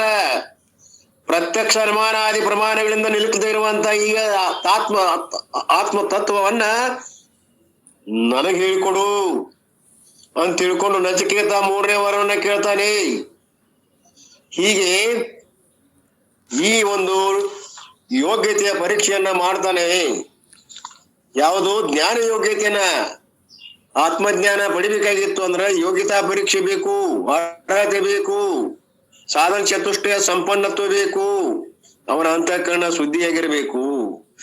ಆ ಒಂದು ಹದವನ್ನ ಪರೀಕ್ಷೆ ಮಾಡುವಕ್ಕಾಗಿ ಜ್ಞಾನಿ ಯೋಗ್ಯತೆಗಾಗಿ ಅನೇಕ ಪ್ರಲೋಭನೆಗಳನ್ನ ಮಾಡ್ತಾನೆ. ನೋಡಪ್ಪ, ಇದು ಸಣ್ಣ ಬಾಲಕ ಇದೆಯಾ? ಬೇಡ ಬೇಡ, ಬೆಂಕಿ ಅದು, ನಡು ಬೇಡ. ಸಣ್ಣ ಬಾಲಕ ಇದೆಯಾ? ಮುಂದೈತಿ, ಈಗ ಬೇಡ. ಬಹಳ ದುಷ್ಪುರವಾದಂತ ವಿದ್ಯೆ, ನಿನ್ನಿಂದ ಆಗದ್ದು ಇಂಥದ್ ಕೇಳಬೇಡ. ಇದನ್ನ ಬಿಟ್ಟು ನಿನಗೆ ಏನು ಭೂಲೋಕದಲ್ಲಿ ಸಿರಿ ಸಂಪತ್ತು, ಐಶ್ವರ್ಯ, ಚಕ್ರಾಧಿಪತ್ಯ ಏನ್ ಬೇಕ ಬೇಡ, ಎಲ್ಲ ಕೊಡ್ತೀನಿ. ನೀನು ಆಯುಷ್ಯ ಇರುವಂತ ಪರ್ಯಂತರ ಸುಖ ಸಂಪತ್ತು ಭೂಲೋಕದಲ್ಲಿ ನಿನಗೆ ಉಂಟಾಗಬೇಕು. ಯೋಗ್ಯವಾದಂತ ಸತಿ, ಚಕ್ರಾಧಿಪತ್ಯ, ಒಂದು ಹರೇ ವಯಸ್ಸು, ಏನ್ ನಿನಗೆ ಬೇಕು ಎಲ್ಲಾನು ಕೊಡ್ತೇನಿ. ಇಡೀ ಭೂಲೋಕವನ್ನ ನಿನಗೆ ದಾರಿ ಅರ್ಧ ಕೊಡ್ತೇನಪ್ಪ. ಏನ್ ಮಾಡ್ತೀವೋ ತಗೊಂಡಿದನ. ಅವಂದ, ಛೇ, ನಾ ಕೇಳಿದ್ದಿದಲ್ಲ, ಇದು ತೋರಾಡತಕ್ಕಂಥದ್ದು. ಈ ಜಗತ್ತಿನ ವಿಷಯಗಳನ್ನು ಕಟ್ಕೊಂಡು ಯಾವ ಸುಖಿಯಾಗಿಲ್ಲ, ನಾ ಕೇಳಿನೂ ಇಲ್ಲ. ಅರ್ಥಾತ್ ನಾ ಕೇಳಿದ್ದೇನು, ಇವು ಅತೃಪ್ತಿಕರ ಅದಾವ, ವಿನಾಶ ಉಳ್ಳವದವ, ಆದ್ಯಂತಿಗಳು ಉಳ್ಳವದವ. ಮತ್ತೆ ಇವುಗಳಿಂದ ತೃಪ್ತಿ ಆದಂತವ ಈ ಭೂಲೋಕದಲ್ಲಿ ಯಾವನು ಇಲ್ಲ. ಎಷ್ಟೆಷ್ಟು ತೃಪ್ತಿ ಮಾಡ್ಕೋಬೇಕಂತೀವಿ ಅಷ್ಟಷ್ಟು ಹೆಚ್ಚಾಗ್ತದ. ಆಶಾನ ಜೀರ್ಣ ವೈಮೇವ ಜೀರ್ಣ. ನಮ್ಮ ಆಶಾನ ಜೀರ್ಣ ಆಗ್ತದ, ವಯಸ್ ಜೀರ್ಣ ಆಗ್ತದ, ಆಶಾ ಜೀರ್ಣ ಆಗೋಲ್ಲ. ಹಸರ ಇರ್ತದ್ರಿ ಆಶೆ, ಹಚ್ಚ ಹಸರಾಗಿರ್ತದ, ಅದಕ್ಕ ಮುಪ್ಪಿಲ್ಲ. ಶರೀರ ಮುಪ್ಪಾಗಿ ನಾಶ ಹೋಗ್ತದ, ಆದ್ರೆ ಆಶೆ ಹಂಗೆ ಉಳಿತೈತಲ್ಲ. ಯಮಧರ್ಮ, ಇದಕ್ಕೆ ಏನ್ ನಿಂದು ಪರಿಹಾರ? ಮತ್ತ ಭೂಲೋಕದ ಸಂಪತ್ತು ತಗೋ ಅಂತೀಯ, ಮತ್ತ ಆಶೆಗೆ ಏನ್ ಹೇಳ್ತೀಯ? ಮತ್ ಶರೀರ ತಾತದ, ಮತ್ ಜನ್ಮ ತಾತದ. ಅದಕ್ಕೆ ಅದು ಬೇಡ, ನಿನ್ನ ಪ್ರಲೋಭನೆ ನಾನು ಬೇಡ. ಹೋಗ್ಲಿಪ್ಪ, ಸ್ವರ್ಗಾದಿ ಭೋಗಗಳದಾವ. ರಂಭ, ಊರ್ವಶಿ, ತಿಲೋತ್ತಮ, ಅಪ್ಸರಾ ಸ್ತ್ರೀ ಭೋಗ ಇವಂದ ಎರಡ ಐರಾವತ, ವಾಯು ವಿಹಾರ. ಒಂದ ಎರಡ ನಿನಗೆ ಬೇಕಾದಂತ ಮುಪ್ಪಿಲ್ಲ, ಹರೇ ಅದ. ಯಾವಾಗಲೂ ಸುಖ ಸಾಮ್ರಾಜ್ಯದ ನಿಧಿಯಲ್ಲಿ ನೀನು ವಿವರಿಸು ಅಂತ ಪರ್ಯಂತ, ಎಷ್ಟೋ ಕಲ್ಪ ಪರ್ಯಂತರ ನೀ ಸುಖವನ್ನು ಅನುಭವಿಸು. ಬ್ರಹ್ಮಲೋಕಾದಿ ಪರ್ಯಂತರವಾಗಿ ನಿನಗೆ ಯಾವ ಲೋಕ ಬೇಕು ಆ ಲೋಕ ಕೊಡ್ತೇನೋ, ಅದನ್ನ ಅನುಭವಿಸು. ಇಂತಾದ ನಿನಗೆ ಯಾರು ಕೊಡ್ತಾರೋ? ಏನೋ ಒಂದು ಪುಣ್ಯ ಅದ ನಿಂದು, ಪಡ್ಕೋ, ಇದನ್ನ ಉಣ್ಣು. ಒಂದ ಇವಕ್ಕ ಶಾಶ್ವತ ಐತೇನು? ನೀ ಏನ್ ಭೋಗಗಳ ಒಂದ್ ಹೇಳಕತ್ತಿಯಲ್ಲ, ಲಾಲ್ಸೆ ತೋರ್ಸಕತ್ತಿಯಲ್ಲ, ಇದಕ್ಕೆ ಇರುವಿಕೆ ಐತೇನು? ಕಾಯಂ ಇರ್ತತೇನು? ನಿರುತ್ತರಾದ ಎಲ್ಲಪ್ಪ, ಇರುವ ಪರ್ಯಂತರ. ಮತ್ ಯಾಕೆ ಕೊಡಾಕೈತಿಯ? ಅದು ತೋರಿ ಅಡಗ್ತೈತಿ ಅಂದ್ಮೇಲೆ, ನಾಶವಂತದ ಅಂದ್ಮೇಲೆ ಹಿಂದಿಲ್ ನಾಳೆ ಬ್ರಹ್ಮನ ಆಯುಷ್ಯ ಪರ್ಯಂತರ ಮಟ್ಟ ಆ ಸುಖ ಬ್ರಹ್ಮಗೂ ಇಲ್ಲ. ಬ್ರಹ್ಮನಿಗೂ ಅವನಿಗೂ ಕೂಡ ಇರುವ ಪರ್ಯಂತರ ಅಷ್ಟ ಸುಖ ಅದ. ಅವನ ಸ್ಥಾನ ಹೋಗಿ ಬಿಡ್ತಂತಂದ್ರ ಆ ಸುಖ ಅಲ್ಲೇ ಉಳಿತು. ಮತ್ತೊಬ್ಬ ಬ್ರಹ್ಮ ಬರ್ತಾನ, ಇಂಥವಾಗ ಅಷ್ಟಿರೈತಿ. ಇನ್ನು ಮೂರ ಉಳಿತು: ಶಿವಲೋಕ, ವಿಷ್ಣು ಲೋಕ, ಆ ಲೋಕ, ಈ ಲೋಕ, 14 ಲೋಕಗಳ ಆನಂದ ಬೆಂಕಿ ಹಚ್ಚು. ಬ್ರಹ್ಮಲೋಕದ ಆನಂದ ಅಷ್ಟಿರದ. ಮತ್ ನೀ ಅವನ್ ಕೊಡಾಕ್ ನಿಂತಿಯಲ್ಲ, ಏನ್ ಹುಸ್ತನ ಇದು? ನಾ ಬೇಡಿದ್ ಕೊಡು ಮುನ್ನೋಡಿಂದ. ನೀನು ತಳ್ಳಿ ಹಾಕಬೇಡ, ಏನೇನು ಹೇಳಿ, ಅದ್ರ ಅವಶ್ಯಕತೆನೂ ಇಲ್ಲ. ಹೀಗೆ ಏನೇನು ಆಯ್ತು, ಇದೆಲ್ಲ ಖುಷಿ ಅದ. ಮುಂದೆ ಜ್ಞಾನ ಯೋಗ್ಯತೆಯ ಪರೀಕ್ಷೆ ಆಗ್ತದ. ಹಂಗಾರೆ ಈ ಬಾಲಕಿಗೆ ಬಿಡುವಂಗ ಕಾಣುದಿಲ್ಲವ, ಹಠವಾದಿದಾನೆ, ಹಿಡಿದ ಪಟ್ಟು ಬಿಡೋತಾ ಇಲ್ಲ. ಇವನ್ ಏನ್ ಮಾಡ್ಬೇಕಪ್ಪ ಅಂತೆಲ್ಲಾ ರೀತಿಯಿಂದ ಪರೀಕ್ಷೆ ಒಡ್ಡಿದ್ರು ಕೂಡ ಬಗಲಿಲ್ಲ, ಜಗಲಿಲ್ಲ. ಬೇಕೇ ಬೇಕು, ಆತ್ಮವಿದ್ಯೆನೆ ಬೇಕು, ಬ್ರಹ್ಮವಿದ್ಯೆನೆ ಬೇಕು. ಹೀಗೆ ಹಠ ಹಿಡಿದು ಕುಂತ ಇವ ಅಧಿಕಾರಿನ, ಇವ ನಿಜವಾದ ಅಧಿಕಾರಿ, ಇವ ಸಾಮಾನ್ಯನಲ್ಲ ಈ ಬಾಲಕ. ಅಯ್ಯೋ, ಇದ್ರ ಇಂಥ ಬಾಲಕರನ್ನ ಅಡಿಬೇಕಪ್ಪ. ಇಂಥ ಬಾಲಕರು ಮಕ್ಕಳು ಹುಟ್ಟಿದ್ರೆ 7 ಜನ್ಮ ಉದ್ಧಾರ ಆಗ್ತೈತಿ ನೋಡಿ. ಅಯ್ಯೋ ಪರಮಾತ್ಮ, ನನಗೂ ಇಂಥ ಮಕ್ಕಳನ್ನು ಕೊಡು, ಇಂಥ ಶಿಷ್ಯಂದ್ರನ್ ಕೊಡಬ ಅಂತ ಬೇಡ್ಕೋತಾನ. ಎಷ್ಟು ಆನಂದ ಆಗಿರ್ಬೇಕು ಅವ್ಳು. ಯಮಧರ್ಮನಿಗೆ ಆದಂತ ಆನಂದ ಅಷ್ಟಿಷ್ಟ ಅಲ್ಲ, ಈ ಬಾಲಕನ ಬಗ್ಗೆ ಇರ್ತಕ್ಕಂತ ಪ್ರೀತಿ ಉಕ್ಕಿ ಬಂತು. ಯಾವ ರೀತಿ ಪ್ರಾಣಿಗಳನ್ನ ತುರಿಸ್ತಾ ಉಣಿಸ್ತಾ ತೊರಿ ಬಿಡ್ತೈತೋ, ಹಾಗೆ ಇಲ್ಲಿ ಕೂಡ ಕರಿಗ್ತು. ಯಮಧರ್ಮ ಇಷ್ಟು ಕಠೋರ ಒಂದು ಹೃದಯ, ಅವ ನಿರ್ದಯಿ. ಇಂಥ ಕರ್ಣ ಉಕ್ಕಬೇಕಾದ್ರೆ ಆ ಬಾಲಕ ಯಾವ ರೀತಿ ಉತ್ತರ ಕೊಟ್ಟಿರ್ಬೇಕು ನೋಡ್ರಿ. ಹೆಂಗದ ಅದು ಬೇಕಂದ್ರೆ ಬೇಕು. ಒಂದ್ ಸಣ್ಣ ಉದಾಹರಣೆ, ಅದದ್ದು ಒಂದ್ ದೊಡ್ಡ ಎಮ್ಮಿ ಸಾಕಿದ್ವಿ ನಾವು. ನಮ್ಮ ಅಮ್ಮ ಅದನ್ನ ಹಿಂಡ್ಕೋತಾ ಇದ್ರು. ಹಾಲು ಹಿಂಡ್ತಿತ್ತು 7-8 ಲೀಟರ್. ಅದ ಒಂದು ನಮ್ಮ ಉದ್ಯೋಗ, ಹಾಲು ಮಾರಿ ಹೊಟ್ಟೆ ತುಂಬಿಸ್ಕೊಳು. ದಿನಾಲು ಮಾರುದು ಆ ದುಡ್ಡು ಸಂತಿ ಪೇಟಿ. ಸ್ವಲ್ಪ ಬಡತನ ಇತ್ತು. ಮುಂದ್ ಆಕಸ್ಮಿಕ ನಮ್ಮ ಅಮ್ಮ ಹೋಗಿಬಿಟ್ರು. ಅದಕ್ಕೆ ಏನು ಒಂದೊಂದು ದಂಟು ತಿನ್ಸುದ್ರಿ. ಒಂದ್ ಹೊರಿ ಇದ್ರು 1 ತಾಸು 2 ತಾಸು ಕುಂತ ಒಂದೊಂದು ದಂಟು ಕೂತ್ ಮೈ ತುರಿಸ್ಕತ್ ತಿನ್ಸೋದು ನೂತ್ಸ ಏನ್ ಯಾದ್ ಕೂಲಿ ಒಂದು ಬಿಸಿ ರೊಟ್ಟಿ ಅದಕ್ಕೆ ಮೊದಲ ನೋಡ್ ಮಾತೆ ಅದು. ಆ ತಾಯಿ ಕೊಟ್ಟ ನನ್ನ ಊಟ ಊಟ ಮಾಡ್ಬೇಕಾದ್ರೆ ಮುಂದೆ ಕುಂತ ಊಟ ಮಾಡಿ ತಿನ್ಸ್ಕೊಂತ ಊಟ ಮಾಡಕ್ಕೆ ಇಷ್ಟು ಪ್ರೀತಿ ಆ ಎಮ್ಮಿ ಬಗ್ಗೆ. ಹೀಗಿರುವಾಗ ಈತು ಕರ ಆಯ್ತು. ಆ ಕರ ಸತ್ತೋಯ್ತು. ಅವಾಗ ದುಃಖ ಪಡ್ತಿತ್ತದು. ಆಗ ನಮ್ಮ ಅಮ್ಮ ಹೋಗಿ ತಿನ್ಸುದು ಉಣಿಸುದು ಕನ್ನ ನೀರು ಬರ್ತಿದ್ವು ಅದಕ್ಕೆ. ಆ ಹಿಂಡು ಇಳಿದ ಕೂಡಲೇ ಮತ್ತೆ ಹಿಂಡ್ಬೇಕಲ್ಲ, ಕಟ್ ಮಾಡ್ತಿತ್ತು. ಆದ್ರೂ ಕೂಡ ನಮ್ಮ ಅಮ್ಮನ್ ನೋಡಿ ಅದು ಹಿಂಡಾಕಿತ್ತು, ಹೋಲ್ಮಿ ನೋಡಿ. ಆದರೆ ಅದ್ ಹಿಂಡ್ತಾ ನಮ್ಮ ಅಮ್ಮ ಇಲ್ದಂಗ ಆದಳು. ನಮ್ಮ ಅವ್ವ ಹಿಂಡಾಕತ್. ನಮ್ಮ ಅಮ್ಮಗ ಅಂತ್ಯ ಆಯ್ತು. ಇರುಮಾಟ ಹೈನ ಮಾಡಿದಳು. ಇಲ್ಲದ ಕಾಲಕ್ಕೆ ನಮ್ಮ ಅವ್ವ ಒಪ್ಪಿಸಿದ್ರು. ಅಲ್ಲ ನಾನು ಹಚ್ಕೊಳಲ್ಲ ಅಲ್ವೇ ಅಂದ್ರೆ ಈಗ ನಮ್ಮ ಅವ್ವ ಒದಿತದ, ಏರ್ಲಿ ಹೋಗು ನೀನು ಅಂತ. ಹಂಗಾರ ಐಡಿಯಾ ಹೇಳಿದಾರ ನಮ್ಮ ಮನ್ಯಾಗ. ನಮ್ಮ ಅಮ್ಮನ ಸೀರೆ ಉಟ್ಕೊಂಡು ನೀನು ಗೊತ್ತಾಗದಂಗ ಹಿಂಡ್ತದ ನೋಡು. ವೇಷ ಮರಿಸಿ ಹೋಗಿ ನಮ್ಮ ಅವ್ವ ನಮ್ಮ ಅಮ್ಮನ ಸೀರೆ ಹಾಕೊಂಡು ಹೋಗಿ ಹಿಂಡ್ತಿದ್ದಳು. ಹಿಂಡಾಕೈತ್ರಿ, ಬಾಸ ಹಿಡಿತಾವ ಗೊತ್ತಾತದಕ್ಕ. ರಗಡ ಹಿಂಡಿ ತಿನ್ಸಿಳು. ಈಕಿ ರಗಡ ಎಲ್ಲಾ ಮಾಡಿದಳು. ಆದ್ರ ಈಕೆ ನಮ್ಮ ಅಮ್ಮ ಅಲ್ಲ, ಈಕೆ ಬೇರೆ ಅಮ್ಮ. ಹಗರ ಮೂಸ್ ನೋಡಿ ಒಂದ್ 15-20 ದಿವ್ಸ ಆಗಿತ್ತು. ಅದು ಜಾಡಿಸಿ ಒಂದ್ ಬಿಡ್ತ್ರಿ ನಮ್ಮ ಅವ್ರು. ಮುಂದ್ ಹಚ್ಕೊಳಿಲ್ರಿ ಈಕೆ, ಆದ್ರೂ ಹಚ್ಕೊಳಿಲ್ಲ. ಏನ್ ಮಾಡ್ಬೇಕಪ್ಪ ಇದನ್ನ ತಿಳ್ಕೊಂಡು ಹಿಂಡುದು ಕಟ್ ಆಯ್ತಿ. ಎಲ್ಲಾ ನಿರಾಶೆ ಆಯ್ತು ನಾವು. ರಾಸ್ ಮಾಡಿ ಅಂಬಾ ಅಂತಂಗ ಒದ್ಬಿದವ್. ಕಡಿಗೆ ಏನ್ ಮಾಡಿದ್ವಿ, ಅದು ಇಲ್ಲಿ ಉಪಯೋಗ ಆಗೋದಿಲ್ಲ ಅಂತ ತಿಳ್ಕೊಂಡು ಹಳ್ಳಿ ಕಟ್ಟಿ ಹೊಡೆದಿವ್ರಿ. ಅಲ್ಲಿ ಗುಡ್ಸಿದ್ದನ್ ಕೇಳಿ ದೊಡ್ಡ ಏಮಿರೋದು. ಹಳ್ಳಿ ಕಟ್ಟಿ ಹೊಡೆದಿವಿ. ಅಲ್ಲಿ ಏನ್ ಮಾಡಿತ್ತು ಅಟ್ ಹೆಂಡತಿತ್ತಂತ. ಅಂದ್ರ ಅರ್ಥ ಏನು, ಅದಕ್ಕೆ ಏನ್ ಬೇಕಾಗಿತ್ತು? ನಮ್ಮ ಅಮ್ಮ ಬೇಕಾಗಿತ್ತು, ಆಕೆ ಒಂದು ಪ್ರೀತಿ ಬೇಕಾಗಿತ್ತು. ಅದನ್ನ ಬಿಟ್ರಿ ಇನ್ನೊಂದ್ ಏನು ಬೇಡ. ಉಳದವ್ರ ಬಂದ್ರೆ ಜಾಡಿಸಿ ಓದಿತ್ತು. ಆದ್ರ ಮರಿಸಿ ಹೋದ್ರು ಕೂಡ ಅದು ತಿಳಿತ್ರಿ. ಹಂಗ ಇವ್ ವೇಷ ಮರಿಸಿ ಏನೇನು ಕೇಳಾಕತ್ತಾನ ಯಮಧರ್ಮ. ಕೇಳ್ತಾನವ ಅಟವಾಗಿ ಹುಡುಗವ. ನಾ ಕೇಳಿದ್ದೇನು, ವರವಿದ್ದೆ ಮೋಕ್ಷವಿದ್ದೆ ಕೊಡು. ಅವ ಎಲ್ಲಾ ಪರೀಕ್ಷೆ ಮಾಡಿದ. ಏನ್ ಅಡ್ಡಿ ಇಲ್ಲ ಈ ಬಾಲಕ, ಇವ್ ಯೋಗಿತಾ ಅದ ಅಂತ ತಿಳ್ಕೊಂಡು ಅವಂಗ ಬೋಧವನ್ನ ಮಾಡ್ತಾನೆ. ಆತ್ಮಜ್ಞಾನವನ್ನ 3ನೇ ವಲ್ಲಿಯಲ್ಲಿ ಅವ ಹೇಳ್ತಾನ. ಬ್ರಹ್ಮ ತತ್ವದ ಸ್ವರೂಪ ತಿಳ್ಕೊತಾನೆ. 2ನೇ ವಲ್ಲಿಯಲ್ಲಿ ಬ್ರಹ್ಮಾತ್ಮಕ್ಕೆ ತತ್ವವನ್ನು ತಿಳಿಸ್ತಾ ಆತ್ಮನನ್ನ ಕಣಿಯಲಿಕ್ಕೆ ಬೇಕಾದಂತ ಹೆಗ್ಗುರುತುಗಳನ್ನ ಅಷ್ಟೇ ಅಲ್ಲ, ಆ ಬ್ರಹ್ಮದ ಸ್ವರೂಪ ಲಕ್ಷಣಗಳನ್ನೆಲ್ಲ ಹೇಳ್ತಾನೆ. ಹಾಗೆ 3ನೇ ವಲ್ಲಿಯಲ್ಲಿ ಕೂಡ ಜಗತ್ ಕಾರಣಕ್ಕೆ ಬ್ರಹ್ಮನ ಅದಾನ. ಜಗತ್ ಕಾರಣ ಯಾಕಾಗೈತಿ? ಬ್ರಹ್ಮನ ಒಂದು ಕಾರಣ ಕಾರ್ಯ ಭಾವನೆ ಹೇಳಿದ. ಈ ಜಗತ್ತಿನ ವ್ಯವಸ್ಥೆಗೆ ಕಾರಣ ಯಾವುದು? ಬ್ರಹ್ಮದ. ಅದಕ್ಕೆ ಆ ಬ್ರಹ್ಮವನ್ನು ಅರಿತಿಬೇಕಾಗಿತ್ತು ಅಂದ್ರೆ ಈ ಲೋಕದಲ್ಲಿ ನಾವು ತಿಳ್ಕೋಬೇಕು.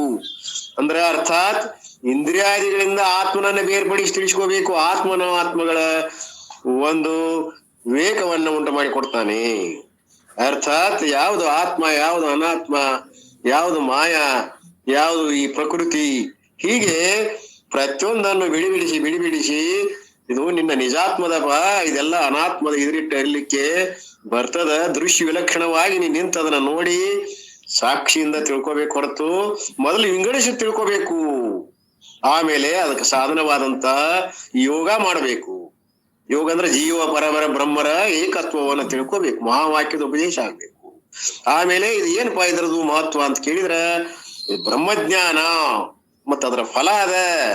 ಹೀಗೆ ಉಪಸಂಹಾರ ಮಾಡ್ತಾ ನಾವ್ ಏನ್ ಮಾಡಿದ ಅದನ್ನ ಹೇಳ್ಕೋಂತ 3ನೇ ವಲ್ಲಿ ಎಲ್ಲ ಮುಗಿಸ್ಕೊಂಡ್ ಬಂದ. ಹೀಗೆ ಉಪನಿಷತ್ತಿನ ಸಾರವನ್ನ ಮುಂದಿಟ್ಟುಕೊಂಡು ಕಠೋಪನಿಷತ್ತನ್ನ ಪರಮಾತ್ಮ ಮುಗಿಸ್ತಾ ಇದ್ದಾನೆ. ಇದೇ ಒಂದು ವಿಷಯವನ್ನ ಗುರುಗಳು ನಮ್ಮ ಮುಂದ ಇಟ್ಕೊಂಡು ಹೇಳ್ತಾರೆ. ಅದನ್ನ ನೀವು ಒಂದು ಸ್ವಲ್ಪ ಮಟ್ಟಿಗೆ ಓದ್ತಾ ಹೋಗುವ.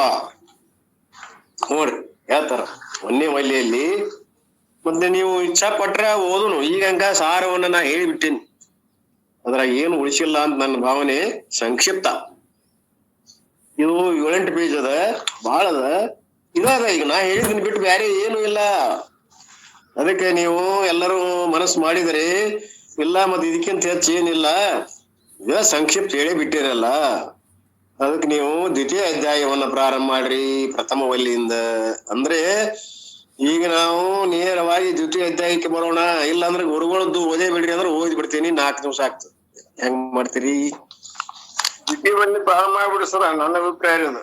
ದ್ವಿತೀಯವಲ್ಲಿ ಪ್ರಾರಂಭ ಮಾಡ್ರಿ, ಮತ್ತೆ ಪ್ರಯತ್ನಿಸ್ರಿ. ಇಲ್ಲಿ ತೋರಿ ಮಾಡ್ಲಿ ದ್ವಿತೀಯ ಇದನ್ನ ಪ್ರಾರಂಭ ಮಾಡ್ಲಿ ತೋರಿ.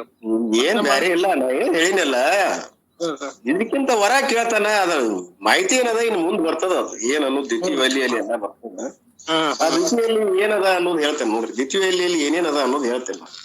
ಏನದ ಅಂದ್ರ ಆತ್ಮನ ನಿಜವನ್ನ ಅರಿತರೆ ಮುಕ್ತಿ, ಬ್ರಹ್ಮಜ್ಞಾನ ಬರ್ತದೆ. ಈಗ ಸದ್ಯ ಈ ಜಗತ್ತಿಗೆ ಕಾರಣವಾದ ಇದು ಯಾವುದು? ಆತ್ಮನನ್ನ ಕಂಡು ಹಿಡಿದಕ್ಕೆ ಸಾಧನೆಗಳು. ನಿಜವಾದ ಆತ್ಮನನ್ನು ಅರಿತುಕೊಂಡಾಗ ಮುಕ್ತಿ ಒಂದೇದ್ದು.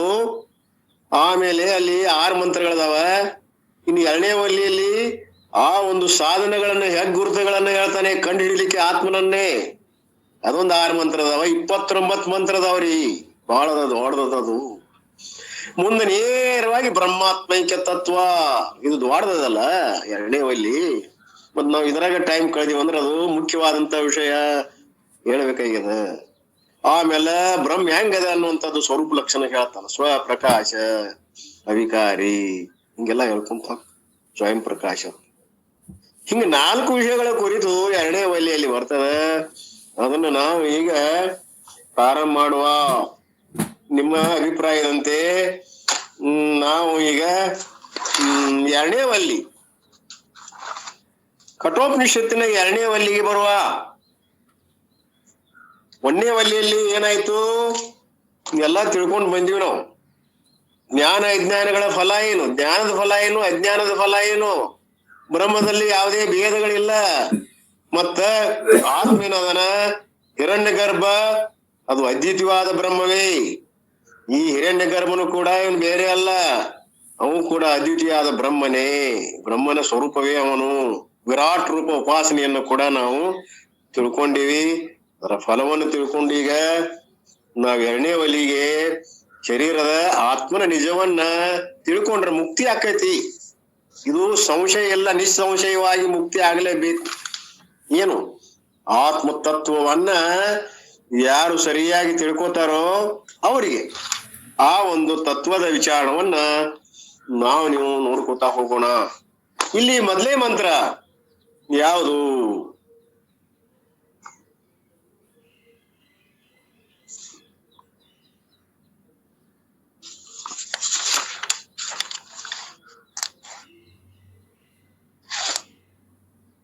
ತೆಗಿತೀನಿ.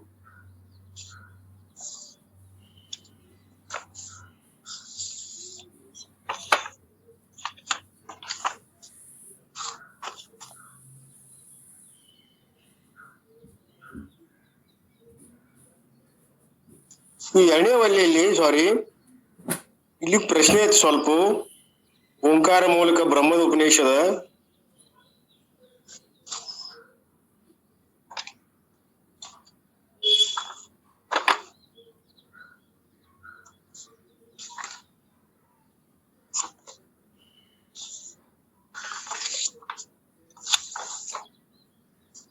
ಸರ್. ಈ 2ನೇ ಅಧ್ಯಾಯ 4ನೇ ವಲ್ಲಿ ಹೇಳ್ತಾರೆ ಸರ್, ಹೊಸಾದ್ರೆ ಇಲ್ರು? 3 ವಲ್ಲಿ ಮುಗಿದ್ವಲ್ರಿ 1ನೇ ಅಧ್ಯಾಯದೊಳಗ. 2ನೇ ಅಧ್ಯಾಯ ಪ್ರಾರಂಭ ಸರ್. 2ನೇ ಅಧ್ಯಾಯ 4ನೇ ವಲ್ಲಿ. 2ನೇ ಅಧ್ಯಾಯದ 1ನೇ ವಲ್ಲಿ ಪ್ರಾರಂಭ ಮಾಡ್ತಾ ಇದೆ. 1ನೇ ಅಂದ್ರೆ 4 ಅಂತಾರ, 4ನೇ ವಲ್ಲಿ ಅಂತ ಬರ್ದಾರೆ.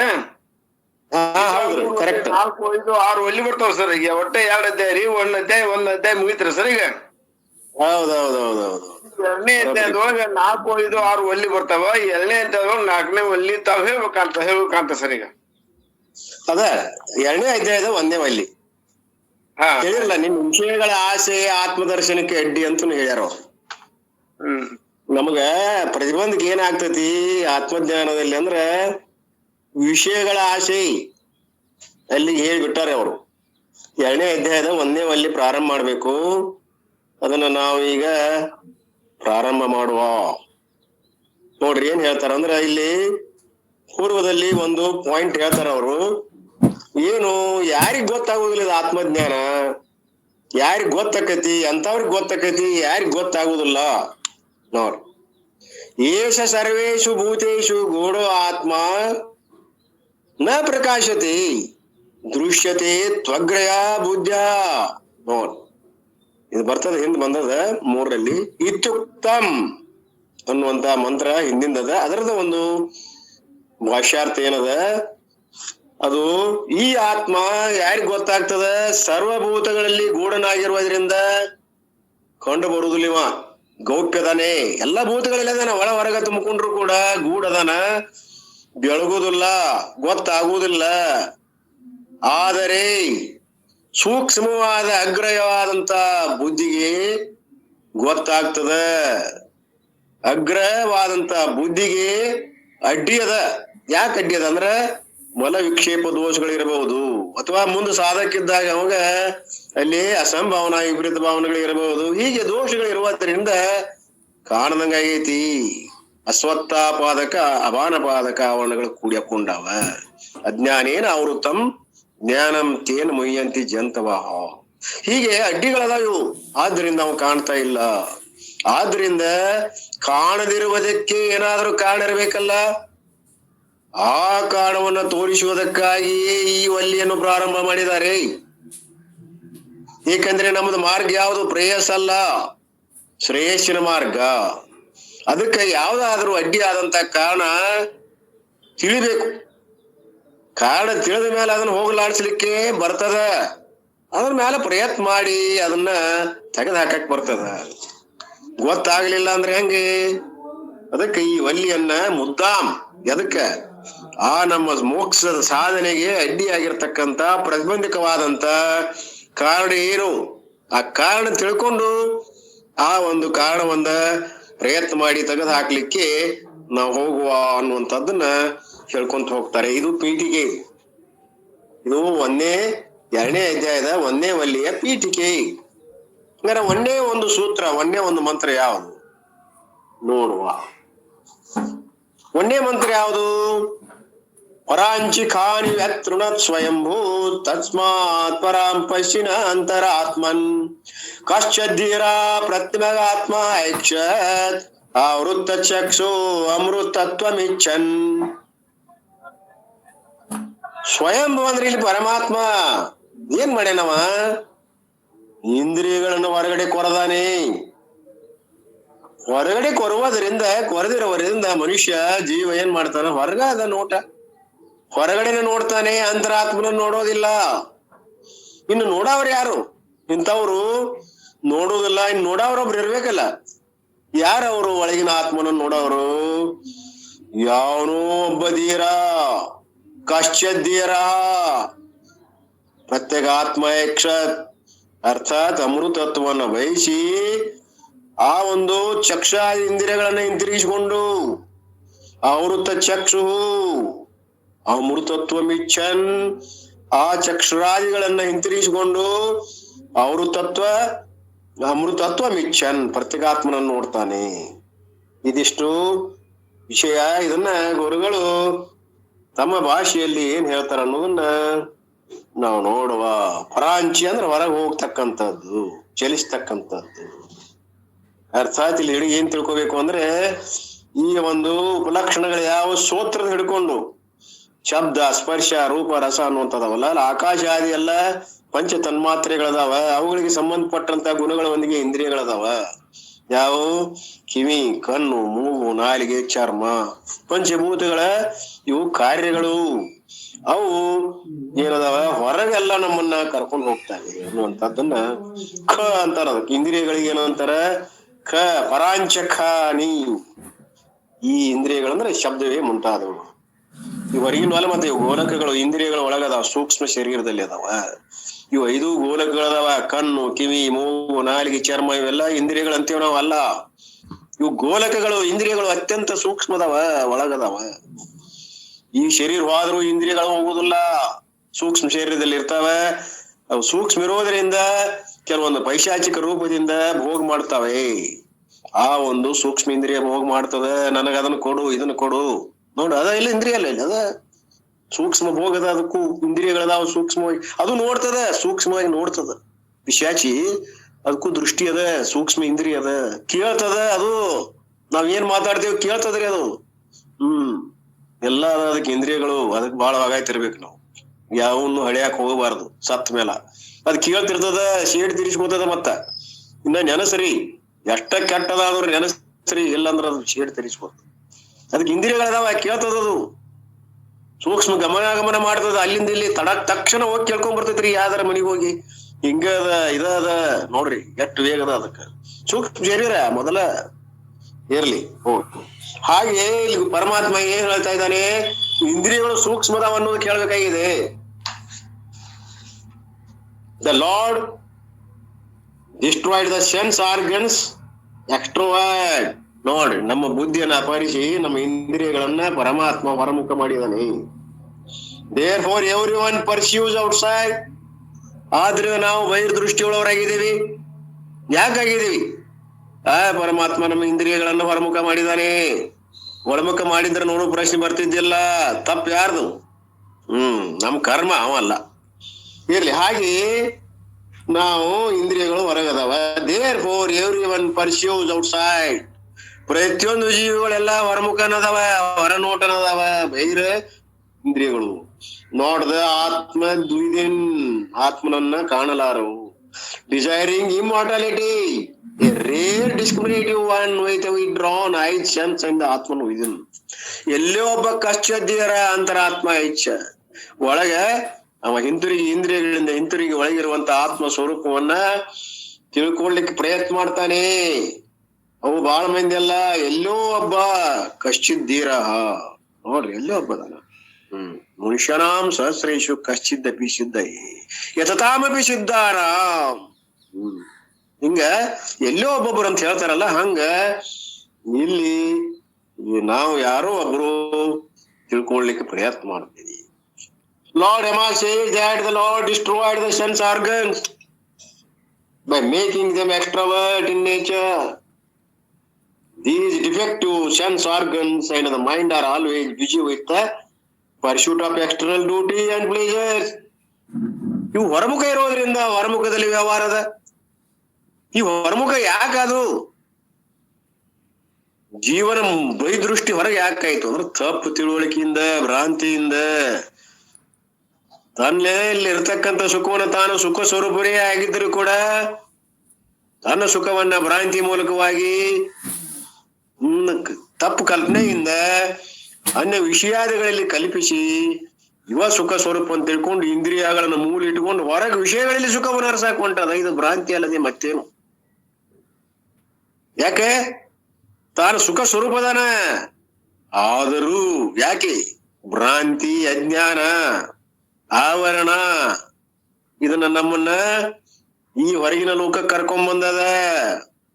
ಆದ್ದರಿಂದ no one has the time to introspect and think about ಆತ್ಮ. ಆದ್ರಿಂದ ಜಗತ್ತಿನಲ್ಲಿ ಯಾರು ತಾವು ಒಳಮುಖವಾಗಿ ಸೆಲ್ಫ್ ಇಂಟ್ರಾಸ್ಪೆಕ್ಷನ್, ಆತ್ಮ ಒಂದು ಪರಿಶೀಲನೆಯನ್ನ, ಆತ್ಮ ಪರೀಕ್ಷೆಗಳನ್ನ ನಾವು ಮಾಡ್ತಾ ಇಲ್ಲ. ಯಾಕೆ ಮಾಡ್ತಾ ಇಲ್ಲ? ದೃಷ್ಟಿ ಹೊರಗದ, ಸುಖ ಬುದ್ಧಿ ಹೊರಗದ, ವಿಷಯಗಳಲ್ಲದ, ಭ್ರಾಂತಿಯಿಂದ ಹೊರಗ ಹುಡುಕಾಕತ್ತದ. ಎಷ್ಟು ಜನ ಹುಡ್ಕೊಂಡ್ ಬಂದೈತೆ ಗೊತ್ತಿಲ್ಲ. ಅನಂತ ಜೀವರಾಶಿಗಳನ್ನು ತಿರುಗ್ತಾ ಮನುಷ್ಯನಿಗೆ ಬಂದು ಅರಿವಿನ ಜನ್ಮ ಅಂತಾರಿ. ಅರಿವು ಪರಮಾತ್ಮ ಕೊಟ್ರು ಕೂಡ ನಾವು ಒಳಮುಖ ಮಾಡ್ತಾ ಇಲ್ಲ. ನಮಗೆ ದರ್ಶನದ ಸಜ್ಜನವರದ ಅಥವಾ ಈ ಸತ್ಸಂಗದ ಗುರು ದರ್ಶನ ಆಗಿಲ್ಲ ಅಂತ ಟೈಮೇ ಇಲ್ಲ ನಮಗೆ ಇಂಟ್ರಸ್ಪೆಕ್ಟ್ ಮಾಡ್ಕೊಳಕ್, ಅಂತರ ಆತ್ಮ ನಿರೀಕ್ಷಣೆ ಮಾಡ್ಕೊಳ್ಲಿಕ್ಕೆ. ಯಾರಿಗದ ಟೈಮ್ ಪುರುಸೋತಿಲ್ಲ ಅಂತಾರೆ ಗುರುಗಳು. ಆತ್ಮ even the ones with a faint interest postpone the spiritual pursuit. Shankaracharya beautifully says in Bhagavad Bhajagovindam. ಭಜಗೋವಿಂದದಲ್ಲಿ ಸರಿಯಾಗಿ ಹೇಳ್ಯಾರ ಶಂಕರ ಭಗವತ್ಪಾದ. ಇನ್ನು ತುರಿಸಿಗೊಳಕ್ ಸಹಿತ ಪುರುಸೋತಿಲ್ಲ. ಬಿಸಿನೆಸ್, ವ್ಯಾಪಾರ, ಉದ್ದಿಮೆ, ನೌಕರಿ, ಚಾಕ್ರಿ, ಹೆಂಡ್ರು ಮಕ್ಕಳ ಸೇವೆ, ಹೊಲ ಮನಿ, ಏನ್ ಒಂದ ಎರಡ ಇವಾಗ ಅಯ್ಯೋ ಸಾವಿರಾರು ಆಸೆ ಆಮಿಷಗಳು. ಒಂದಾದ ನಂತರ ಮರಿ ಆಸೆ, ಮರಿ ಆಸೆಗೆ ಮತ್ತೊಂದು ಗಿರಿ ಆಸೆ. ಏನ್ ಹಂಗ ಹೋಗ್ತದ ಈ ಯಾವಾಗ ನೋಡ್ಕೋಬೇಕ್ರಿ ಒಳಗ ಟೈಮ್ ಬೇಕಲ್ಲ, ಪುರುಷೊತ್ತ ಇಲ್ಲ. ಆದ್ದರಿಂದ ದ ಚೈಲ್ಡ್ಹುಡ್ ಸ್ಲಿಪ್ಸ್ ಅವೇ. ಇಲ್ಲಿ ಶಂಕರ ಭಗವತ್ಪಾದರು ಹೇಳ್ತಾರೆ ನೋಡ್ರಿ, ಇಲ್ಲಿ ಬಹಳ ಚಂದ ಎಲ್ಲರೂ ಬಾಯಿಯೊಳಗ ಅದ, ಅದನ್ನ ಮತ್ತೆ ನೆನಪಿಸ್ಕೊಡ್ತಾರೆ. ಬಾಲಸ್ತಾವತ್ ಕ್ರೀಡಾಸಕ್ತ ತರುಣಸ್ತಾವತ್ ತರುಣೀರಕ್ತ ವೃದ್ಧಸ್ತಾವತ್ ಚಿಂತಾಸಕ್ತ ಪರೇ ಬ್ರಹ್ಮಣಿ ಕೋಪಿನ ಸಕ್ತ. ಎಷ್ಟು ಸುಂದರವಾಗಿ ಮುಂದ್ ನಮ್ಮ ಆಟ ಪಾಠಗಳಲ್ಲಿ ಏನದ, ಬಾಲ್ಯಾವಸ್ಥೆ ಅಂತ ಬರ್ತದ, ಯೌವನಾವಸ್ಥೆ ಬರ್ತದ, ಮುಗ್ಧಾವಸ್ಥೆ ಅಂತ ಬರ್ತದ. ಇವೆಲ್ಲ 3 ಅವಸ್ಥೆಗಳ ನಮ್ಮನ್ನ ಕೊನೆಗೆ ಎಲ್ಲಿ ಹೋಯ್ತಾವ? ನಮ್ಮನ್ನ ಬೇರೆ ಜನ್ಮಕ್ಕೆ ಹೋಯ್ತಾವ. ಹಂಗಾರೆ ಬಾಲ್ಯಾವಸ್ಥೆಯಲ್ಲಿ ಇರ್ತಕ್ಕಂಥದ್ದು ನಮ್ಮ ಉದ್ಯೋಗ ಏನು? ಬರೀ ಆಟ ಪಾಠಗಳು, ಮತ್ತೊಂದು ಜವಾಬ್ದಾರಿ ಇಲ್ಲ, ಏನಿಲ್ಲ. ಆಡೋದು, ಸಂಜಾನಕ ದಣದ್ ಬರುದು, ಊಟ ಮಾಡೋದು, ಮಲ್ಕೊಳ್ಳೋದು, ಏನು ಅಭ್ಯಾಸ ಮಾಡೋದು, ಶಾಲಿಗೆ ಹೋಗುದು, ಮತ್ತೊಂದು ಚಿಂತೆನೆ ಇಲ್ಲ. The childhood slips away in attachment playfulness. ಆಟ ಪಾಠಗಳಲ್ಲಿ ಕಳೆದು ಹೋಯ್ತು. Youth passes away in attachment of woman. ನಮ್ಮ ಅರೆ ಅಥವಾ ಯೌವನ ಅದರಲ್ಲಿ ಕಳೆ ಹೋಗ್ತದ. ಯುವತಿಯರ ಅಟ್ಯಾಚ್ಮೆಂಟ್ ದಲ್ಲಿ ಸ್ತ್ರೀಯರ ಒಂದು ಇದು ಅವು ಬೆಳೀತದ. ಲಗ್ನ ಆಗಿ ಮಕ್ಕಳ ಮರಿ ಹಡಿಬೇಕು, ನಾನು ಒಂದು ಸಂಸಾರ ಸಾಗಿಸ್ಬೇಕು, ಹಿಂಗ ಸ್ತ್ರೀ ಆಮೋಯಿ ಆಗಿ ಅವ ಗೃಹಸ್ಥಾಶ್ರಮ ಸ್ವೀಕಾರ ಮಾಡ್ತಾನೆ. ಅಲ್ಲಿ ಕಳೆದು ಹೋಗ್ತದ. ಗಳಿಸೋದು ಉಳಿಸೋದು ಬೇಕಲ್ಲ, ಮತ್ತೆ ಹೆಂಡ್ರ ಮಕ್ಕಳಾದ್ಯಂತ ಒಂದ್ ಕಟ್ಕೊಂಡ ಮೇಲೆ ಅದಕ್ಕೆ ಬೇಕಲ್ಲ, ಅದಕ್ಕೆಲ್ಲ ಬೇಕಾದಂತದು ಒದಗಿಸ್ಬೇಕಲ್ಲ. ನೌಕರಿ ಬೇಕು, ಎಲ್ಲ ಬೇಕು. ಹೀಗೆ ನಮ್ದು ಆಟ ಪಾಠಗಳು, ಯೌವನ ಎಲ್ಲ ಸ್ತ್ರೀಯರ ಭೋಗಗಳಲ್ಲಿ. Old age passes away worrying about many things. ಬರೇ ಚಿಂತೆ ಮುಖ ಬಂತಂದ್ರ, ಅಯ್ಯೋ ನಾನು ಹಾಗೆ ಮಾಡಿದ್ದೆ, ಹೀಗೆ ಮಾಡಿದ್ದೆ, ನಾನು ಅವ್ರು ನೋಡುವಲ್ರು, ಇವ್ರು ನೋಡುವಲ್ರು. ಇನ್ನು ಮಗನ ಚಿಂತೆ ಅದ, ಇನ್ನು ಲಗ್ನ ಮಾಡ್ಬೇಕು, ಮಗಳದಾಳೆ, ವಯಸ್ಸಿಗೆ ಬಂದಾಳೆ, ಮುಂದ್ ಗತಿ ಹಂಗ, ನನಗಾದ್ರೂ ವಯಸ್ಸು ಬಂತು, ಅದಕ್ಕೆ ಬೇಗ ಲಗ್ನ ಆಗ್ಬೇಕು. ನಾವು ನೌಕರಿ ಬೇಗ ಹಿಡಿಬೇಕು, ನಾವು ಬಹಳ ಬೇಗ ಹಿಡಿಬೇಕು. ಬಹಳ ನಾವು ವಯಸ್ಸಾದ್ಮೇಲೆ ಇನ್ನು ಮಕ್ಕಳ ಜವಾಬ್ದಾರಿ ಎಲ್ಲ ಮುಗಿದಿರ್ಬೇಕು. ನಮ್ಮ ಒಂದು ಉಳಿಬಾರ್ದು 60 ವರ್ಷಕ್ಕ. ಇನ್ನೂ ಅದಾವಂತಂದ್ರ ಅವ ಸರಿಯಾಗಿ ಗೃಹಸ್ಥ ಅಲ್ಲ, ಪೂರೈಸಿಲ್ಲ ಅವತ್ತನ್ನ. ಅದಕ್ಕ ಎಲ್ಲ ಪೂರೈಸಿ 60 ವರ್ಷಕ್ಕ ಅಥವಾ 50 ವರ್ಷಕ್ಕ ನಾವು ವಾನಪ್ರಸ್ಥಕ್ಕೆ ಹೋಗಿ ಸನ್ಯಾಸಿ ಆಶ್ರಮ ಸಿಕ್ಕೊಳ್ಳೋದು. ಮುಂದೆ 2 ಆಶ್ರಮ ಅದಾವ, ಅದ್ರ ಪರಿವೇನೇ ಇಲ್ಲ ನಮಗ. 60 ವರ್ಷ ಆದ್ರೂ ಮಕ್ಕಳು ಮೊಮ್ಮಕ್ಕಳು, ಅವ್ರ ಲಗ್ನ, ಮರಿ ಮೊಮ್ಮಕ್ಕಳ ಲಗ್ನ. ಇನ್ನು ಹಂಗ ಹೊಂಟೇವಿ. ಆಶ್ರಮ ಪದ್ಧತಿ ಅನ್ನೋದು ದೂರ ಉಳಿದೈತಿ, ಕನಿಷ್ಠನ ಮಾತು. ಇನ್ನಾದರೂ ನಾವು ಆಶ್ರಮ ಪದ್ಧತಿ ಸ್ವೀಕಾರ ಮಾಡಿ. ಆತ್ಮಾನಂದರ್ ಅಂತಿದ್ರು, ನೀವು ವಯಸ್ಸಿನವ್ರು ಏನ್ ಮಾಡ್ತೀರಿ ಮನೆಗೆ ಹೋಗಿ? ನಿಮಗೆ ಏನ್ ಕೆಲಸ ನಿಗ್ತತನೂ ಇಲ್ಲ, ಏನ್ ಮಾಡ್ತೀರಿ? ಗೊನ್ಗುಟ್ಕೊಂತ ಕುಂಡಿರ್ತೀರಿ, ಬ್ಯಾಸರ ಹಾಕಿರ್ತಿ ಮನಿಗೆ, ಬ್ಯಾಸರಾಗಿರ್ತೀರಿ. ನೀವು ಮಠಕ್ಕರ ಹೋಗಂತಾರ ಅವ್ರು. ನೀವು ಇನ್ನೂ ಬಾಳ ತಿಂತೀರಿ, ಏನು ಇಲ್ಲ, ಇಲ್ಲಿ ಕೂಡ್ರಿ ಮುನ್ನೋಡಿಯಿಂದ ಕಂಬರು. ನಿಮಗ ಗಂಜಿ ಅಂಬಲಿ ಸಾಕು, ಪಚನ ಆಗ್ತದ, ಆರಾಮ್ ಧ್ಯಾನಕ್ ಕೂಡ್ರಿ, ವಾನಪ್ರಸ್ಥ ಅಂತ ತಿಳ್ಕೊಡ್ರಿ. ನಿಮ್ಗೆ ಏನ್ ಬೇಕಲ್ಲ ನಾನು ಒದಗಿಸ್ಕೊಡ್ತೀನಿ. 2 ದಿವಸ ಇರ್ತೀರಿ ಇಲ್ಲಿ ಮಠದಾಗ. ಹಂಗರಿಕೆ ಆಶ್ರಮದೊಳಗ ಒಬ್ಬೊಬ್ರು ಒಂದೊಂದು ಕಂಬಕ್ ಕುಂಡ್ರಿ. ವಾರ್ನಿಂಗ್ ಮಾಡಿದ್ರಿ ಒಮ್ಮೆ, ಒಂದ್ 10-15 ಮಂದಿ ಇದ್ರ ಕಾಂತತಿ. ಹೋಗಂಗಿಲ್ಲ ನೀವು, ಅವ್ರಿಗೆ ಹೇಳಿ ಕಳಿಸ್ತೀನಿ ನಾ, ಬರ್ಲಿ ಅವ್ರ ಮಕ್ಕಳು. ಏನೈತಿ ಇವ್ರ ಕೆಲಸ ನಿಮ್ಮಂತೇಕ? ಇವ್ರಿಗೆ ಬೇಕಾರೆ ಇಲ್ಲ, ಬಿಡಿ ಆಕೈತಿ ಅಂದ್ರೆ ತಂದ್ ಕೊಡ್ರಿ, ಇಲ್ಲೇ ಮಾಡಿಸ ನಾವು ಈಗ ಹಾಕ್ತಿವಿ. ದೊಡ್ಡ ಆಶ್ರಮದ ಮಾವಿನ ತೋಪದ, ಒಂದು ಗಿಡಕ್ ಮುಂಜಾನೆ ದರ ಮಾಡಿ ತಗೊಂಡು ಧ್ಯಾನಕ್ಕೆ ಕೊಡ್ರಿ. ಇವ್ರು ನಿಜಗುಣ ಶಾಸ್ತ್ರ ಅಭ್ಯಾಸ ಮಾಡ್ಲಿ. ಈಗ ಹೇಳಿದಾಗ ಅದೇನ್ರಿ ಆಗ ಮಠದಾಗ ಅದೇ ನನ್ ನೆನಪಾಗ್ತದ. ವಾನಪ್ರಸ್ಥ ಅನ್ನೋದು ಬಹಳ ಜೋರ್ ಹೇಳ್ತಿದ್ರು. ಆಗಲೇ ಬೇಕು ವಾನಪ್ರಸ್ಥ, ಇಲ್ಲದ್ರೆ ನೀವು ಮನುಷ್ಯರೇ ಅಲ್ಲ. ವಾನಪ್ರಸ್ಥಕ್ಕೆ ಬರ್ಲಿಲ್ಲ ಅಂದ್ರೆ ನಿಮ್ಗೆ ಗತಿನೇ ಇಲ್ಲ. ಪ್ರತಿಯೊಬ್ಬರು ಅದನ್ನ ಆಶ್ರಮ ತಗೊಳ್ಳೇಬೇಕು ಅಂದ್ರೆ ನಮಗ ಮುಕ್ತಿ ಗತಿ ಆಗ್ತದ. ಇನ್ ಎಲ್ಲೋ ಒಬ್ಬ ಅಲ್ಲಿ ಇದ್ಕೊಂಡು ಮಾಡ್ತಾನ, ಅದು ಹೋಗ್ಲಿ ಬಿಡು, ಎಲ್ಲರೂ ಸುದ್ದಿ ಬ್ಯಾಡಿಲ್ಲ, ನಮ್ಮ ಸುದ್ದಿ ಅಷ್ಟ ಮಾತಾಡು. ಹೀಗೆ ಆ ಒಂದು ಪದ್ಧತಿ ವೃದ್ಧಾಸ್ತವಲ್ಲಿ ಏನ್ ಮಾಡ್ಬೇಕು? ನಾವು ಯಾವಾಗಲೂ ಆತ್ಮಚಿಂತನೆ ಸಲುವಾಗಿ ಮೀಸಲಿಡಬೇಕು. ಪೂರ್ತಿ ಒಂದು 10 ಇರ್ಲಿ 20 ವರ್ಷ ಇರ್ಲಿ. There is hardly anyone who wants to be lost in Parabrahman. ಎಲ್ಲೋ ಒಬ್ಬ ಏನ್ ಮಾಡ್ತಾನಂದ್ರ ಇಂಥವರಲ್ಲಿ ಪರಬ್ರಹ್ಮದ ಸ್ವರೂಪದಲ್ಲಿ ಚಿಂತನೆಯಲ್ಲಿ ಮಗನ ಆಗ್ತಾನೆ, ಗುರುಶಾಸ್ತ್ರಾದಿಗಳಿಗೆ ಶರಣ ಹೊಂತಾನೆ. ಉಳಿದವರು ಇನ್ನೂ ಮುಪ್ಪಾದ್ರೂ ಅಲ್ಲೇ ಬಿದ್ದು ಸತ್ಯವಂತರ ಹೊರತ ಈ ಮಠಕ್ಕೆ ಬರುವುದಿಲ್ಲ. Even when one realizes the importance of Atma and the purpose of life, it is so late in life, that is, incapable of attaining. ಅವ ಒಬ್ಬಗೆ ಇಚ್ಛಾ ಆಗ್ತದ ಮುಪ್ಪಿನ ಕಾಲಕ್ಕ, ಎಲ್ಲೋ ಒಬ್ಬಗ ಆಗ್ತದ ಮುಪ್ಪಿನ ಕಾಲದೊಳಗ ಮುಮುಕ್ಷತ್ವ ಹುಟ್ಟತದ. ಯಾಕಂದ್ರ ತಿಳಿತಾ ಬರ್ತದ ಅವಾಗ ಇದ್ರಾಗ ಏನದ ಅನ್ನೋದು. ಅವನಿಗೆ ಮುಪ್ಪಿನ ಕಾಲದಲ್ಲಿ ಪ್ರತಿಯೊಂದನ್ನು ನೋಡಿ ನೋಡಿ ನೋಡಿ ಬೇಸತ್ತು ಬೇಜಾರಾಗಿ ಜಿಗುಪ್ಸೆ ಉಂಟಾಗಿ ಏನಿಲ್ಲ ಅಂದ್ ಮಠಕ್ ಬಂದು ಕುಂಡಿರ್ತಾನೆ. ಅದು ಸಾಧಿಸ್ಬೇಕಾದಂತ ತಾಕತ್ತು ಕೂಡ್ಬೇಕಲ್ಲ, ಕೂಡ್ರಕ್ ಆಗೋದಿಲ್ಲ. ಕಂಬ ಹಿಡ್ಕೊಂಡು ಕುಂಡಿರ್ತಾನೆ, ಅಲ್ಲಿ ಕಣ್ಣು ಕಾಣಂಗಿಲ್ಲ, ಕಿವಿ ಕೇಳಂಗಿಲ್ಲ. ಪಾಪ ಏನ್ ಮಾಡೋದು ಇಂಥವ್ರು ತಗೊಂಡ್ರ. ಆ ಟೈಮ್ದೊಳಗೆ ಬಂದ್ರೆ ಉಪಯೋಗ ಇಲ್ಲ ಅಂತಾರ ಗುರುಗಳು. So it is late in life, ಬಹಳ ಲೇಟ್ ಆಯ್ತದ. ಯಾಕ he is incapable of attaining it. ಪಡಿಬೇಕಾದ್ರೆ ಅವಾಗ ಇನ್ಕೆಪೇಬಲ್ ಅದಾನ. A rare discriminative person considers it which fail to devote time to pursue Atma. ಎಲ್ಲೋ ಒಬ್ಬ ಪುಣ್ಯಾತ್ಮ ಈ ಕಡೆ ಗಮನ ಕೊಟ್ಟರು, ತನ್ನ ವಯಸ್ಸಿನಲ್ಲಿ ಈ ಕಡೆ ಬಂದು ವಾನಪ್ರಸ್ಥ ಸ್ವೀಕಾರ ಮಾಡಿ ಅಥವಾ ಗ್ರಸ್ತಾಶ್ರಮದಲ್ಲಿದ್ದಾಗ ಅದ್ರ ಚೆನ್ನಾಗಿ ಅದರ ಸಾರಾಸಾರ ವಿಚಾರ ಮಾಡಿ ದೋಷ ದರ್ಶನವನ್ನು ಗುರುತಿಸಿಕೊಂಡು ವಾನಪ್ರಸ್ಥಕ್ಕೆ ಬಂದ್ರೆ ದೌಡ ಆಗ್ತದೆ ಕೆಲಸ. ಗ್ರಸ್ತಾಶ್ರಮ ಇರುವುದು ಇದರಲ್ಲಿ ದೋಷ ದರ್ಶನ ಮಾಡಿಕೊಳ್ಳಿಕ್ಕೆ. ಈ ವ್ಯವಹಾರದಿಂದ ಸುಖ ಹೇಳಷ್ಟು ಇಲ್ಲ, ವಿಷಯಗಳ ಸುಖ ಇಲ್ಲ. ಸುಖ ಇಲ್ಲೋದು ನನ್ನ ಕಡೆ ಅನ್ನೋದು ಪಕ್ಕ ತಿಳ್ಕೊಂಡಿರ್ಬೇಕು ಗ್ರಸ್ತಾಶ್ರಮದೊಳಗ. ಆ ಸುಖದ ಅನುಸಂಧಾನ ಮಾಡೋ ಸಲುವಾಗಿ ವಾನಪ್ರಸ್ಥದ, ಅದರಲ್ಲೇ ಉಳಿದು ಬಿಡುದು. ಅದು ಸನ್ಯಾಸಾಶ್ರಮ, ಸನ್ಯಾಸ ಎಲ್ಲವನ್ನು ತ್ಯಾಗ ಮಾಡಿ ಏಕಾಕಾರವಾಗಿ ಕುಂತು ಬಿಡುದು, ಹೊರಗೆ ಬರೋಂಗಿಲ್ಲ. ಗುರುನಾಥ ಅವರು ಸನ್ಯಾಸಾಶ್ರಮ ಹೀಗೆಲ್ಲ ಪದ್ಧತಿ ಇತ್ತು, ಹೋಗಿಬಿಟ್ಟದ.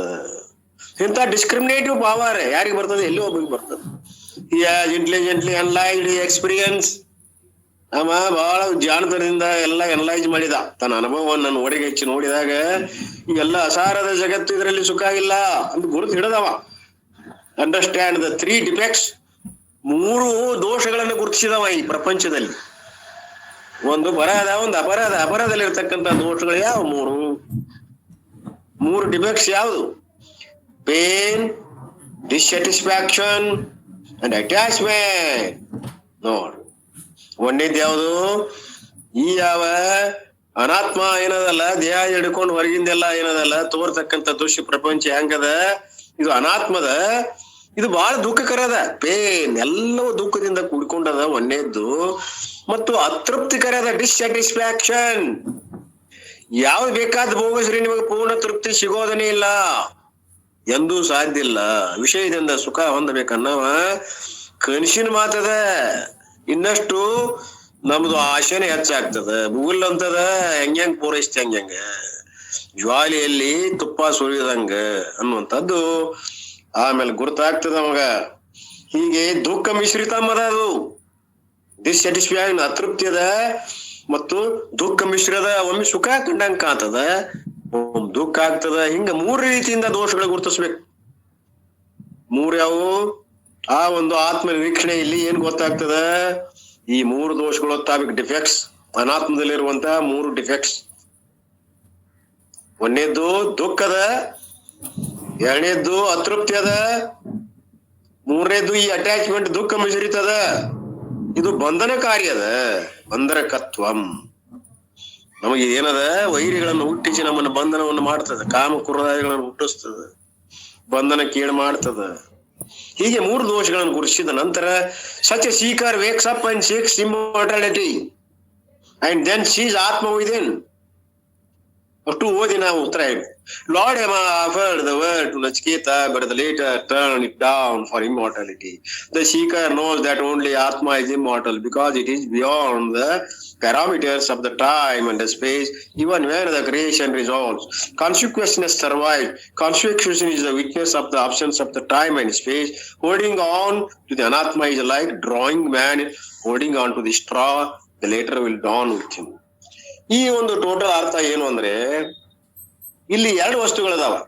ಒಂದು ಕಾಲಗಳು ಒಳಪಟ್ಟದ್ದು, ಒಂದು ಕಾಲಕ್ಕೆ ಒಳಪಟ್ಟಂತ ವಸ್ತುಗಳದಾವ. ಈ ಜಗತ್ತಿನದ ಕಾಲದಲ್ಲಿ ಒಳಪಟ್ಟದ, ಒಂದು ಕಾಲಾತೀತದ. ಇವು ಒಂದು ಕಾಲದಲ್ಲಿ ಒಳಪಟ್ಟಂತವೆಲ್ಲ ನಾಶವಂತದವ. ಆದ್ರೆ ಆತ್ಮ ಏನದನಲ್ಲ, ಇಮ್ಮಾರ್ಟಲ್, ಯಾವಾಗಲೂ ಇರುವಂತದ್ದು ಒಂದದ, ಮತ್ತು ನಾಶವಂತ ಅನಾತ್ಮ ಆದದ್ದು ಒಂದದ. ಆತ್ಮ ಯಾವಾಗಲೂ ಇರುವುದು, ಅನಾತ್ಮ ಏನದ ತೋರಿ ಅಡಗುದು. ಆದ್ರಿಂದ ಇದು ಅರಿವಿಕೆ ತನ್ನದೇ ಆದಂತದ್ದಿಲ್ಲ. ಅನಾತ್ಮಕ್ಕ ಆತ್ಮನನ್ನ ಅವಲಂಬಿಸೈತಿ. ಇದು ಸತ್ಸದ್ ವಿಲಕ್ಷಣ ಬಾಧಾಯೋಗ್ಯ ಸ್ವರೂಪದ ಜ್ಞಾನದಿಂದ ಬಾಧಿಸಿಕೊಂಡು ಹೋಗ್ತದ. ಇದಕ್ಕೆ ತನ್ನದೇ ಆದಂತ ಎರುವಿಕೆ ಇಲ್ಲ. ಇರುವುದು ಒಂದೇ ಸತ್ಯ, ಅದು ಆತ್ಮ. ಆತ್ಮ ಒಂದೇ ಸತ್ಯದ, ಜಗನ್ ಮಿಥ್ಯ ಅದ ಅನ್ನುವಂಥದ್ದು ಈ ಒಂದು ಅರ್ಥ ಅದ. ಇರುವುದು consciousness survive. Consciousness is the witness of the absence of the time and space. ಈ ದೇಶ ಕಾರ್ಯಗಳಿಗೆ ಆಚರಿರುವಂತ ಸಾಕ್ಷಿ ವಿಟ್ನೆಸ್ ಏನದಲ್ಲ, ಅದು ಯಾವಾಗ್ಲೂ ಇರುವಂತದ್ದು. ಆದ್ರಿಂದ ನಾವೇನ್ ಮಾಡ್ತಾ ಇದ್ದೀವಿ, ಭದ್ರತೆಯನ್ನ ಅನಾತ್ಮದಲ್ಲಿ ಹುಡುಕಿ ಈ ಒಂದು ಸಾಕ್ಷಿರೂಪ ಆತ್ಮನಿಂದ ವಂಚಿತ ಆಗಿದ್ದೀವಿ. ಅಲ್ಲಿಂದ ಎಚ್ಚರ ಆಗ್ಬೇಕಾಗೈತಿ. Holding on to the straw the latter will drown with him. ಇವೆಲ್ಲವೂ ಅವನ ಜೊತೆಯಾಗಿ ನಾಶ ಆಗ್ತಾವ, ಹುಟ್ಟುತ್ತಾವ. ಆದ್ರೆ ಅವ ಮಾತ್ರ ಯಾವಾಗ್ಲೂ ಇರೋವಲ್ಲ. ದೇಶ ಕಾಲಗಳ ಒಂದು ಆದಿ ಅಂತ್ಯಗಳಿಗೆ ಸಿಕ್ಕವಲ್ಲ. ಅವುಗಳಿಗೆ ಅತೀತ ಇರೋದ್ರಿಂದ ಯಾವ್ದರ ಕಟ್ಟಿಗೆ ನಿಟ್ಟಿಗೆ ಅವ ಎಂದೂ ಸಿಗೋದಿಲ್ಲ. ಅಮರದನ. ಈ ದೇಹಾದಿ ಪ್ರಪಂಚ ಹೋಗ್ತಾವ, ಬರ್ತಾವ, ಜಗತ್ತನ್ನು ತೋರ್ತದ, ನಾಶ ಆಗ್ತದ. ಸೃಷ್ಟಿ ಪ್ರಳಯ ಇವು ಸ್ಥಿತಿ ಉತ್ಪತ್ತಿ ಸ್ಥಿತಿ ಪ್ರಳಯಾದಗಳು ಆಗ್ತಾವ, ಹೋಗ್ತಾವ. ಅವ ಯಾವಾಗ ಸೃಷ್ಟಿನೂ ಆಗಿಲ್ಲ, ಅವ ಹುಟ್ಟೇನೂ ಇಲ್ಲ, ಸಾಯುವುದೂ ಇಲ್ಲ, ಯಾವ ಅವಾಗಿಲ್ಲ. ಆದ್ರಿಂದ ಅವ ಯಾವಾಗಲೂ ಅಮರದನ ಅನ್ನುವಂಥದ್ದು ಹೇಳ್ತಾರೆ ಈ ಪ್ಯಾರಾದಲ್ಲಿ. ನಂತರ ಎರಡನೇ ಪ್ಯಾರಾದಲ್ಲಿ ಹೇಳಿ ಮುಗಿಸ್ತೀನಿ, ಮುಂದಿನ ಶ್ಲೋಕ ಬರ್ತದೆ. He turns the mind and sense organs away from the world. His attention is turned away from the objects and turned towards the subject. When a person looks at the mirror, even though he is looking outside, he is looking at himself. Similarly, though Shastra Vichara and Guru Upadesha, one sees himself the observer. ಸ್ವಲ್ಪ ಕಠಿಣ ಅದ, ತಿಳ್ಕೊಂಡವ್ರು ತಿಳ್ಕೊಳ್ರಿ. ನೋಡ್ರಿ, mind ಯಾವಾಗ ಯಾವಾಗ ಅಂತಃಕರಣದ ವೃತ್ತಿ ಇಂದ್ರಿಯಗಳ ದ್ವಾರ ಹೊರ ಹೋಗಿ ವಿಷಯಗಳ ಆಕಾರ ಆಗುವುದು ಇದ್ರ ಸ್ವಭಾವ. ಯಾವ ರೀತಿ ನೀರು ಅನೇಕ ಪಾತ್ರಗಳಲ್ಲಿ ಆಯಾ ಆಕಾರ ತಾತೈತೋ ಹಂಗಂಗ ಅಂತಃಕರಣದ ವೃತ್ತಿ ಧರ್ಮ ಆಕಾರ ತಾಳೋದು. ಹಾಗೆ ಇಲ್ಲಿ ಅವ್ರ ಏನ್ ಹೇಳ್ತಾರ, ನಮ್ಮ ವೃತ್ತಿ ಹೊರ ಹೋಗೋದ್ರಿಂದ ದೃಶ್ಯ ಲಕ್ಷಣಗಳಿಂದ ಹೊರಗದ. ಈ ದೃಶ್ಯಗಳೇನದಾವ ಹೊರಗದಾವ, ನೋಡಾವ ಒಳಗದಾನ. ಒಬ್ಬ ಒಳಗದಾನ, ನೋಡುವಲ್ಪಡುವಂತ ವಸ್ತುಗಳು ಹೊರಗದಾವ. ನೋಡುವಂತವ ಏನದಲ್ಲ ದೃಕ್ಕದಾನ, ನೋಡಿಸಲ್ಪಡುವಂತ ವಸ್ತುಗಳು ದೃಶ್ಯದಾವ. ಯಾವಾಗಲೂ ದೃಕ್ ಏನದಾವ ದೃಶ್ಯಗಳಿಗಿಂತ ಬೇರೆ ಅದಾನ. ಘಟದೃಷ್ಟ ಘಟ ಭಿನ್ನ. ಘಟವನ್ನ ನೋಡುವವನು ಘಟದಕ್ಕಿಂತ ಭಿನ್ನದಾನ. ಮನಿ ನೋಡಾವ ಮನಿಕ್ಕಿಂತ ಭಿನ್ನದಾನ. ಆದ್ರೆ ಮನಿ ಅಲ್ಲ. ಈ ಕಲ್ಲು ಕಟ್ಟಿಗೆ ನೋಡೋದಕ್ಕಿಂತ ಭಿನ್ನದಾನ. ತಾ ಕಲ್ಲು ಕಟ್ಟಿಗೆ ಅಲ್ಲ, ಚೇತನದಾನ. ಹೀಗೆ ಎರಡು ವಸ್ತುಗಳದಾವ. ಆವಾಗ ನಾವು ವಿಚಾರ ಮಾಡ್ಬೇಕು, ನಾವ್ ಹೆಂಗ್ ತಿಳ್ಕೊಳ್ಳೋದಪ್ಪ ಈ ಎರಡು ವಸ್ತುಗಳಲ್ಲಿ. ನಾವ ಆತ್ಮ ಅನಾತ್ಮ ವಿಲಂಗಡಿಸಿ ಅಂತಂದ್ರೆ ಒಂದು ಉದಾಹರಣೆ ಕೊಡ್ತಾರ, ಒಂದು ಕರಡಿ ಕೊಡ್ತೇನೆ ನಿಮ್ಗ. ನೋಡ್ರಿ, ಸ್ವಲ್ಪ ವಿಚಾರ ಮಾಡಿ. ಕರಡಿಯನ್ನ ನೋಡ್ತೀರಿ ನೀವು, ಪ್ರತಿಬಿಂಬ ಕಾಣ್ತದ. ಪ್ರತಿಬಿಂಬ ಯಾರ್ದದು? ನಮ್ದೇ ಹೇಳ್ತೀರಿ ನಾವು, ನಮ್ಮದ ಅಂತ ಹೇಳ್ತೀವಿ. ಮತ್ತೆ ಎಲ್ಲಿ ನೋಡ್ತಾ ಇದ್ದೀರಿ?